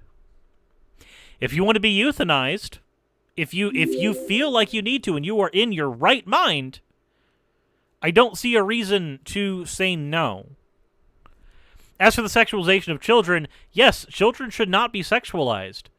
But what do you consider the right side of history there? Because if we're going to talk about this conversation about are we morally better than our ancestors, sexualization of children technically happens less, though on a greater scale, nowadays than it did back then. Because the age of marriage used to be much lower. Low enough to where we would have considered people actual children at times that they were getting married. So these are not examples you can use and suddenly go, aha, I'm right. All injustices, including those from history, should be condemned. But before we focus our moral superiority on removing the speck from our ancestors' eyes, get the plank from we your should own remove eyes. the log from our own. So the next time He looks so fucking smug when he says that too. I know that's just an insult. It means nothing. But yes, check yourself before you wreck yourself when you're trying to talk about morality. But again, if the conversation is, am I morally better than my ancestor, then that doesn't matter. It doesn't. Again, if you have the exact same moral principles as your grandpa, but you do not believe that Jim Crow was a good thing, you do not believe that slavery was a good thing, and you don't like racism, but your grandpa did, you are more moral than your grandpa. Because you have one more moral principle than him. It's like the conversation when you go, can you write a book better than the Bible? I bet you can't. And I can say, yes, I can. It's very easy. You just write a commandment in this that says don't rape, and suddenly you have a better book. You only need one thing to be better. If you're going to title the video, Are We Morally Better Than Your Ancestors? Then we're going to work with the premise that you've provided. And within the framework of the premise that you've provided, none of your arguments hold any water. Time you're expressing your beliefs and someone says, that's outdated, you're on the wrong side of history. Remember these 3 things. None of these are arguments. We've already gone over why none of these are arguments. Actually, the believing that modern people are on the right side of history is chronological snobbery, that was an appeal to authority. You grabbed C.S. Lewis as your authority and said because he says it, it could be a premise in my argument. Number 1, moral progress isn't inevitable. Remember, the last century was the bloodiest in history. Number 2, believing that modern people are on the right side of history is chronological snobbery. The current generation doesn't get to claim moral superiority over the past. Yes, they do. Number 3, modern people have moral blind spots too. And we acknowledge that. The real test of morality is being willing to stand up for what's right, even and especially when it costs you something. For What Would You Say? I'm Shane Morris. And from the Cyrus the Skeptic channel, I'm Cyrus. And this video was bullshit. I don't think I have to go over and over how so many of these were non-arguments based off of fallacies or just flat out didn't get us to the conclusion that he wanted. The snobbery one is based off an appeal to authority. The argument about you having blind spots is a form of tu quoque. The argument about modern progress not being inevitable is already a given. It's the reason why we say things like you're on the wrong side of the history, because we understand already that these things are not inevitable. And because we understand that moral progress is not inevitable, we have to take responsibility for it and do it on our own. If somebody's engaging in this conversation, they've already accepted that premise already. You've gone nowhere with this argument. And if you are on the other side of the dialogue, if you are the interlocutor here, using these arguments against me, using these arguments against your friends, using these arguments against your children one day, then I sincerely hope your ass gets owned. Because these are not good arguments, and you need to do better. You can do better. But if you want the channel to do better, then please do me a favor. Hit the like button, hit subscribe, go ahead and do all that stuff. Check the links in the description below if you haven't already. That's where you can support my channel and what I do via Patreon or donations or however you would like to. You can also find links to my social media down there. Again, if you haven't hit the like button and subscribe and hit the bell notification icon, please go ahead and do so that you will know when episodes and, more importantly, streams come out. I stream at 1 p.m. Eastern most days. Thank you all for watching. And I'm out. At least out of that recording. Not out of the stream. We still have more to go. But before we get into that, let's go ahead and get into Super Chats. First of all, from SharkTenko. Are you going to cover no cow patties? It depends on what he's done. Another one from SharkTenko for $5. You know, scary. This says a lot about the type of people who watch YouTube, where they allow all this alt-right BS. Like, I think I covered those ones before. 8 minutes ago, SharkTenko super chatted, can we just clip you examining why things written by St. Paul are basically goalpost shifting to answer idiotic people who use the Bible like that? Yeah. Go ahead. You're allowed to clip anything from my channel. 6 minutes ago, SharkTenko super chatted $3. Gay rights. Yes. Ooh. Marcel X, a super chat at $5. I think when he talks about sexualization of children, he's probably talking about sex ed and or teaching kids about the trans and gays, but that's not sexualizing children. That's not. Sexualizing children is stuff like the kid pageant thing. I can't remember what it's called. But where you have like the kids go into the beauty pageant thing. That's sexualizing children. Just teaching them that one day they're gonna fuck and to please wear protection when they do because diseases exist. That's not sexualizing children. Shark Tenko for the $5. Again, thank you very much today. Does Christianity breed superiority disorders or and just general smugness? It depends. There are positions in Christianity that do breed that, but not all of them. Sir, it's Gravel Institute collab when? Tell you what. Let's do this. Let's do this. How about I screen cap that and I at the Gravel Institute.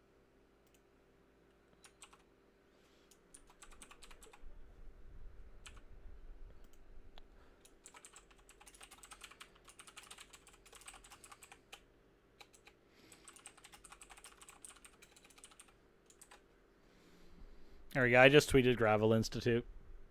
Am I ever going to cover an AIG? You need to invite Paul. I really do need to invite Paul again. I might actually see if he wants to cover that.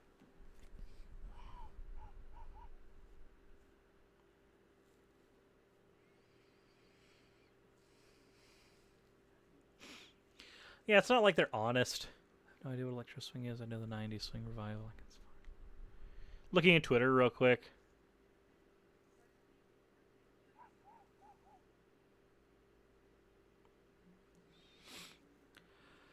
Let's see.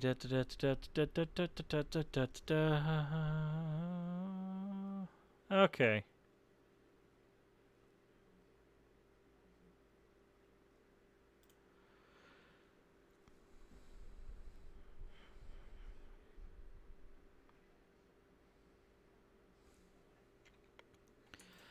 Oh, I've got a bunch of stuff to cover.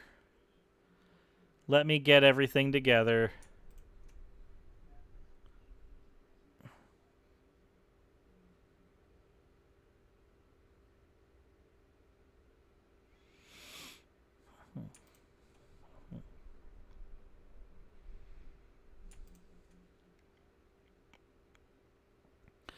All right. Said, where's Real Cirrus? Real Cirrus is on the shelf over there, and I am far too lazy to pick him up. And I've got 25 minutes left until I've got to hop off. So I need to go ahead and get into the next topic. Again, this 25 minutes until the pest control guy is supposed to get here. We don't know if that's actually going to happen at the proper time, but let's pretend it will for a second here.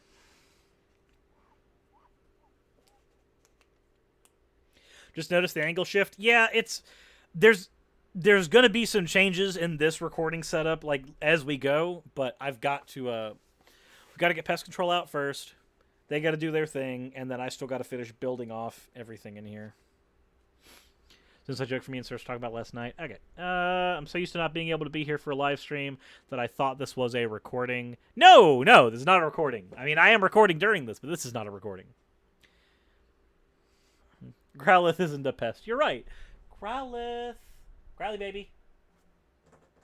Hey, Growlithe. Growly, you want to come here? Come on. Come on. Come on, girl.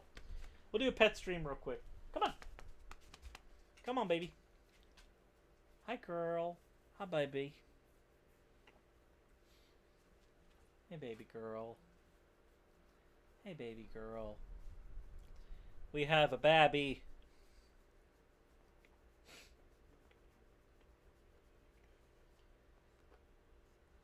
Hi, hun. Are you sleepy? Is that what this is? Hey, you want on the desk? You want on the desk? Here, let's let you get up. If you want to get up on the desk. There we go. Growlithe is now on the desk. Good Babby gets to be on the desk.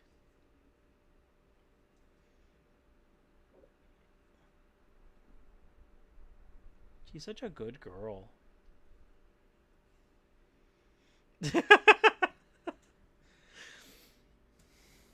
Hi, baby. Hi, baby.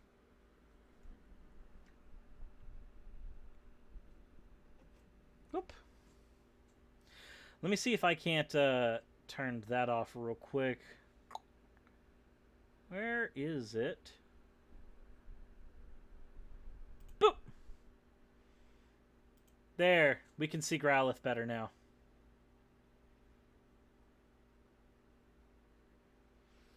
Growly, you okay? Hey, baby girl. Hey, baby girl. I hope you enjoy your desk time. I hope you enjoy your desk time.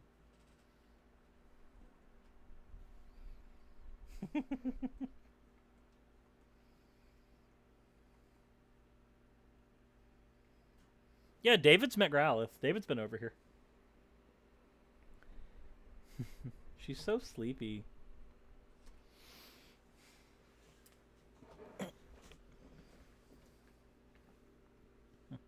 All right, well, as long as Growlithe's on the desk, we'll go ahead and keep the chat box open. This last one that I'm going to cover... Oh, wow. Okay. Do you already want to bark? How about not? Okay, the last thing we're going to cover today is from Mr. Obvious. Now, I have not covered Mr. Obvious on the channel yet, but I have been asked to multiple times. I figure now is probably a good time to do so. He's got a video called CNN reporter Jade Slacker helped Antifa incite riots at Capitol Hill. Oh. That was, and John Sullivan was arrested by the FBI. Oh, this is some scary stuff. Well, let's see. Let's see what Mr. Obvious has to say. Let's see if he engaged in some good fact-checking and did some good work. Let's find out. You can clearly hear the woman saying, "Hope you're not recording this because it will basically expose that they helped storm Capitol Hill. They broke the law. They weren't there as journalists. They were there to cause problems." Okay. His title is CNN Incites a Riot. Well, folks, I have some truly disturbing news. CNN has just been exposed, conspiring with BLM/Antifa to storm Capitol Hill. Really? You heard that right, they? folks. CNN was involved in the taking of the Capitol. Was it? Hello, everyone. This is Mr. Obvious, and today on the internet, we're going to talk about some of the most shocking information that I've heard in a while. You see, not only has CNN been exposed for, oh man, how do I put this? CNN literally helped Trump supporters, along with BLM and Antifa, break into Capitol Hill. They are complicit in a crime. Now, we're going to look at this video, folks. We're going to go through some posts, and I'm going to show you. Now, I like how a member of BLM/Antifa, pretty sure you can't really be a member of either of those things, but this inability to understand obvious shit aside, let's see. The shocking interview that should change how you think about CNN. But before we do, remember to smash that sub. No, I don't want to hear you say smash the sub button. In the following footage, you can hear this woman say, we did it, with a member of BLM/. Is this Aunt Tifa? I mean, I've always been a more Aerith person, but if this is Aunt Tifa, I guess. Antifa. Let me explain. This reporter is claiming that they were simply filming a documentary. However, you can see here that they engaged in the storming of the Capitol. These are actions that the government has deemed as terror against American officials. Yeah. Let's continue the video. Dude, I was trying to tell you. I couldn't say much. I couldn't say much. You were right. You just have to watch my chat. Okay. Is this not going to be the best film you've ever made in your life? That's it. Hell yeah. Waiting. Hell yeah. Wait, you weren't recording, were you? You weren't recording me. I'll delete that shit. I'll delete that shit. But I didn't record you or me. It's just voices. And it gets worse, folks. You can clearly hear the woman saying, "Hope you're not recording this," because it will basically expose that they helped storm Capitol Hill. They broke the law. They weren't there as journalists, they were there to cause problems. And the guy says, "This is gonna be the best film you ever made." Is this not gonna be the... So, can I point out that the mere fact, let's just grant the premise for a second, the mere fact that this happened and he said that this is going to be the best film he ever made, that doesn't necessarily lead us down any particular avenue as far as coming to the conclusions that Mr. Obvious is drawing here. Or rather, the Mr. Obvious didn't draw, the Mr. Obvious grabbed from a Twitter thread. But let's see. I can use Twitter as well, and that will become relevant later. But let's see if there's anything else you can tell us about this notorious Aunt Tifa. best film you've ever made in your life? Interesting. You would break the law to make a better film? Many of you may be familiar with the movie called Nightcrawler. Nightcrawler is about a sociopath who eventually becomes a journalist. Why does that matter? And throughout the movie, you can see him slowly start to break ethics. He would start to chase disasters, do anything to get that money shot. And at one point in the movie... So it's not that you're wrong, but can we be on topic instead of talking about a Hollywood movie? That'd be great. Even tampers with evidence, moving a dead body into a better pose to make a better video. This, my friends, seems to be the exact same thing. Jade Sacker is the Nightcrawler of CNN. Are these... Jade Sacker is the Nightcrawler of CNN. Okay. So, I now have a question for everybody in the chat. Would it not ruin the premise of Mr. Obvious's entire video if we found that Jade Sacker did not actually work at CNN? Because, see, I have been looking around and I have found no evidence that Jade Sacker works at CNN. And when you type in Jade Sacker CNN, you don't find anything aside from videos like this arguing that Jade Sacker from CNN, blah, blah, blah, blah, blah. So let's go ahead and take a look here. About Jade Sacker. Jade Sacker says that they're a photojournalist based in New York City, having recently graduated from the International Center of Photography. They come from a Native American family on the mom's side, now culturally displaced from their own land. Father's family descends from Russia, where they fled from the pogroms at the outset of the 21st century. My family refused to talk about the past and all they had lost. As I grew older, I recognized that without understanding and accountability, there's no clear way to move forward, no sense of resolution. So I set out to be a witness. My work is intended to create evidence, to inspire a dialogue that may act as a catalyst for change. The unifying theme of my long-term projects is migration, telling the story of those who are displaced and those whose identity is challenged. My work is guided the belief that writing and photography are two powerful mediums, blah, blah, blah, blah. Jade Sacker, photojournalist, does not appear to be Jade Sacker CNN person, CNN reporter. I haven't found any evidence that this person is a reporter at CNN. But, okay, sure. Let's go ahead and argue that they are. Now, apparently, there are some conversations about whether or not this person is a grifter. I don't know. But the other person to talk about is James Sullivan. Let's go ahead and see if there's anything else in this particular video by Mr. Obvious. Because we've already found that Jade Sacker isn't really a reporter at CNN. In fact, actually,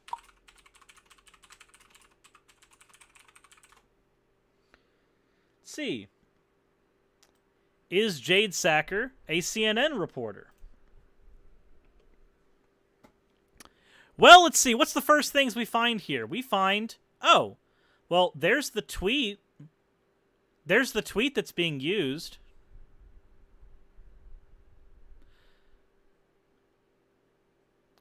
According to sources, she was working on a CNN project. Oh. So, wait a minute. Don't you like this goalpost shift? CNN's Jade Sacker. Oh, wait. Not CNN's Jade Sacker. According to sources, she was working on a CNN project. Sadly, as a reporter, she is exempt from every regulation and lockdown in the nation. She's allowed to keep working while you and your children are stuck at home. Oh, great. We have more of the anti-mask pandemic stuff. But nothing on here that actually argues that she is a CNN reporter. And again, this is according to sources. She was working on a CNN project. No actual evidence that she works for CNN. There was a goalpost shift from that. Now, that goalpost shift doesn't seem to be noted in Mr. Obvious's video. But let's continue Mr. Obvious's video. See if there's anything else in there of worth. Not that we've discovered anything so far. This is the kind of journalist that CNN employs. Now, if we scroll down, Amuse says, to make this clear, CNN was embedded with BLM/Antifa, pretending to be Trump supporters, videoing them incite a riot. This is... So, you say this, and then you say according to sources, like I pointed out when I grabbed the tweet, but do you actually have any of that evidence? Freaking huge. If CNN is allowed to maintain its press access anywhere in DC, there needs to be a serious overhaul of our entire system. In other words, CNN teaming up with radical leftists, BLM and Antifa, in order to incite a riot. Why? But because they wanted that juicy... Is your evidence just a tweet? Is your evidence just a tweet? Is that it? That's all you've got is a tweet. Footage. In my opinion, he's right. CNN should not be allowed. In my opinion, he's right, even though nothing has been demonstrated yet. To have a press pass. They attacked the Capitol Hill. Now, according to various sources, she's working on a CNN project, but she's also worked for NBC and NPR. Oh, that's different, though. Like I pointed out before, it's not CNN's Jade Sacker at that point. It's only CNN's Jade Sacker if she's employed by CNN. Growlith has hopped off, so we get Chatbox back, but if she's not employed by CNN or not working with them right now, all you have is sources say she's working on a project for CNN. That's not the same thing as saying CNN's Jade Backer. That's a goalpost shift. Amuse says, sadly, as a quote-unquote reporter, she's exempt from every regulation and lockdown in the nation. She's allowed to keep working while you and your children are stuck at home. Now, I want to highlight the biggest reason that this is a serious problem. I want you to look at Gateway Pundit. Breaking. FBI arrest. Antifa leader John Sullivan. Here we go. John Sullivan in Utah after storming the U.S. Capitol. Now, what do John Sullivan and CNN have in common? Well, I'm going to tell you. Antifa insurgents leader John Earl Sullivan is in custody after being arrested in Utah on Thursday. As reported previously, Antifa protester John Sullivan was caught on video, posing as a Trump supporter during rioting at the U.S. Capitol last week. So John Earl Sullivan could be... Would it be really awkward? Would it potentially be very bad for Mr. Obvious if there were reason to believe that this guy was an agent provocateur who wormed his way into any protest, both BLM and Trump? Would that not ruin the idea that he's Antifa leader John Sullivan, known as Activist John, worming his way into the Trump supporter protests to take these peaceful movements and turn them violent? Wouldn't it be awkward? Oh, shit. That would be incredibly awkward if we had any documentation on that. This is a long one. Let's go. This is from November 26, well before this, so this is not actually being used in some way of going, no, he's not one of ours. This was made well before January 6th. Seattle protest community alert. We have reason to believe that a likely infiltrator/agent provocateur by the name of John Sullivan, or Activist John, is attempting to insert himself in the Seattle protest community.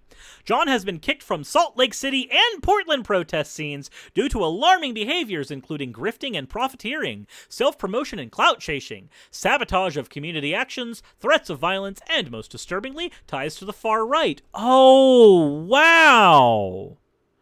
That's so awkward! John's brother, James, is the co-founder of a pro-Trump organization called Civilized Awakening and has strong ties to the Proud Boys, even having spoken at a Proud Boy rally. The brothers' polarized political stances conveniently bolster the other's public personas. Activists in these cities recommend that he is barred from community actions and should be totally avoided. Social media accounts claiming to be Seattle-based yet aligning with John's MO have been popping up and interacting with existing local protest groups the past few days. From Seattle fascist fighters, pointing out that a lot of this stuff is newly created accounts, created likely by John, in addition to recently attempted cozying up to their local organizations, including Rebellion Baby, Stop Trying to Be Friends with Us, John. He's doing a lot of talking on his socials about wanting to move away from Utah.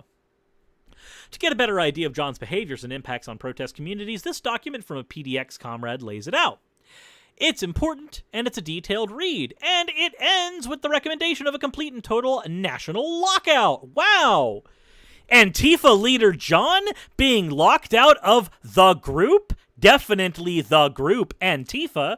That would be so awkward if that was a thing that happened. Almost like it would destroy the entire narrative that Mr. Obvious is trying to point out here. Oh, boy. John Sullivan, naive organizer or agent provocateur? It is a decently long document. If you would like to read it, you are more than welcome to, but we've got more to go. More warnings about John from protesters who have encountered him. In addition to SLC and PDX, he has recently been seen in D.C. during the week of the Million MAGA March. Oh, almost like he does this grift everywhere. So, let's see here. AKA Activist John is not to be trusted in the PDX scene. Anonymous DMs number 1. He's all about monetary gain and selling merch, tactical gear, but then I see him hugging cops in Provo. He's led one protest in SLC back in July, and as soon as I saw it was him, I fucking dipped. He's a fucking rat. So be careful. I can't emphasize that enough. Word got out in SLC in Utah County real quick that he's been doing shady shit in PDX. We heard that he was told to leave, so he came back. Didn't realize he went back again. His friend is a paralegal for a lawyer here. Shady, shady shit. He's bad news times 100. He has multiple Instagram accounts, but they're somehow all linked together, so tell them to be very vigilant. We think he is the reason the police knew where certain protesters lived that were basically ghosts until he came around. Oh, this guy is a rat who feeds data to the feds. Isn't that lovely? Isn't that swell? Definitely Antifa leader John. His contact in DC goes by Face of No One. And I can send a picture of them together, but it's not great.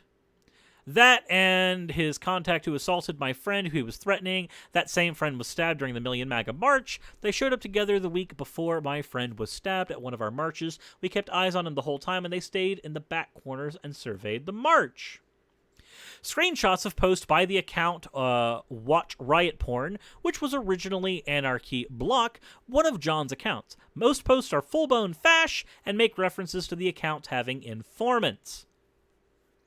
Said, we have a rather full yet likely very incomplete list of John's online accounts. Please block them. If you're in Seattle and have been contacted by these similar accounts, please DM us. So this guy apparently makes his way to whatever protest he can grift into, becomes part of that protest, grifts into it, sells merch, sells tactical gear, makes money off of whatever he's doing on Instagram or what have you, and then dips the fuck out, except, of course, at the Capitol one, he got arrested. You know. BLM leader John Sullivan arrested tragically. And of course, we have this long list of his possible accounts. Here's his Twitch, I am Activist John. Here's his Streamlabs, his TikTok, his Reddit, We don't want our Seattle comrades to panic, but instead to remain vigilant and tighten up vetting and OPSEC practices. John works with a team. He document and block suspicious accounts. The following are behaviors of infiltrators and agent provocateurs to watch out for. If they're new to the community but ignore safety standards, if they burn bridges or have untraceable ties to prior communities, if they move quickly through different organizations and leave a wake of discourse and drama. And I don't want to get into the whole list. Relevant sources. Oh boy, almost like, as opposed to the shit that Mr. Obvious used, they actually had sources available here in this thread. Instead of just saying sources say this, Rebellion Baby actually linked them. A link to a YouTube interview about the radicalization of his once conservative brother. A link to the PT News Network about his hopeful and successful freight broker to left-wing extremist views. Twitter accounts. More on the Proud Boy rally. Links to these sources. Links to relevant sources. Holy shit. I'm going to cream because I love seeing fucking sources! Wouldn't it be so funny if every single time a dumb statement was made by someone like Mr. Obvious, it took a very, very brief amount of time on Twitter, a very, very brief amount of time on Google to show that these things are wrong. Now, note, also, it should be noted that the FBI, the people in charge of investigating these riots, have stated that they do not believe that BLM or Antifa are involved in the instigation of what happened at the Capitol siege. But okay, but don't worry, you got a Twitter thread, Mr. Obvious. You got a Twitter thread that you can definitely believe that, the Federal Bureau of Investigation definitely has not, they definitely are in with Antifa as well. Definitely. They definitely have a stake in keeping Antifa under wraps. Mm-hmm. They definitely do. They definitely do, Mr. Obvious. I don't think there's any more we have to look at in your video. I really don't. Because at the end of the day, your video was that CNN helped spark the riots. Antifa helped spark the riots. But the two people that you're using for your hogwash are neither that or working for CNN. Imagine. Belgar says, fucking sources. That's a weird kink. Don't kink shame me. Primary sources get me off, okay? Don't kink shame me. Anyways, if you enjoyed this video, please go ahead and leave a like button, or leave a like button. Hit the like button to leave a like. That's the thing you do. And hit the subscribe button. Hit the bell notification icon so you can know whenever new episodes come out. And please don't fall for obvious bullshit.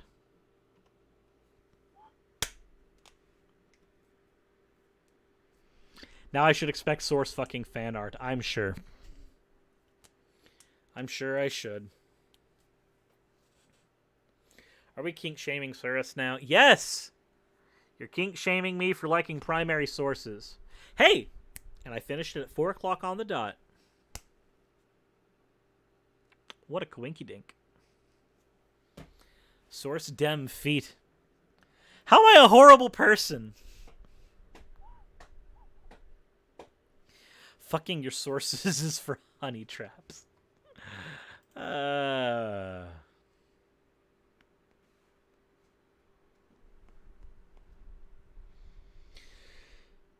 So, how is everybody doing? I got a few minutes to hang out now.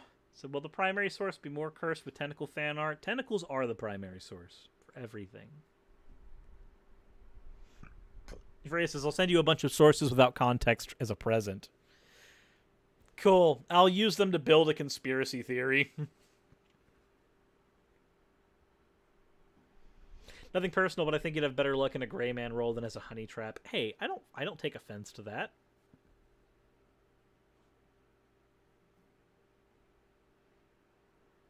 I'm not going to cover a call for the uprising, a call for an uprising right now, except to make fun of him because he made a channel called Call for a Rainbow, and he shouted me out on his channel trying to get his fans to come over and insult me.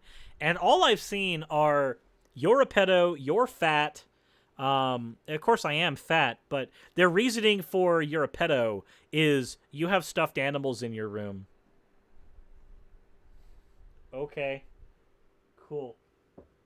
Where'd the bread go? I think Raz stole the bread. I'm actually pretty certain. Oh, no. The bread is here. I found the bread. Raz did not steal the bread. The bread is here. It's freshly baked. Ugh. But, on that note, I need to use the restroom very badly, which also means I need to end the stream. But I do want to thank all of you for coming out. I've had a wonderful time, even though this is a shorter stream than normal, mainly because we got to worry about pest control coming in. So, thank you all for watching. Thank everybody who donated. Before I leave, though, I do need to get into the last donations that came through. Marcelex donated $2 during the covering of Mr. Obvious. And Belgarth has super chatted 50 knock. Mr. Obvious has got Mr. Obvious got one of those conspiracy walls, don't he? Yeah, probably. One of those things, he just got everything plastered there. You see, it's actually the reptiles and the deep state. What you don't understand is the deep state makes reptilian dildos, and they're gonna shove them up our butts, and all of us are going to have the tinfoil G-spots, and it's going to be called the Great Awakening Release. And when that day comes, the Twin Towers will fall again. Like, that's the kind of shit I expect. That's the kind of stuff I expect on his conspiracy wall.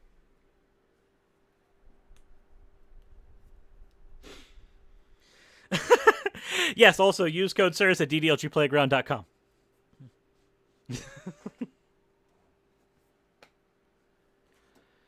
Now, did I get a phone call during that? Oh, I got voicemail. I should probably read that voicemail. Thank you all for watching, and I will see you all, hopefully, tomorrow.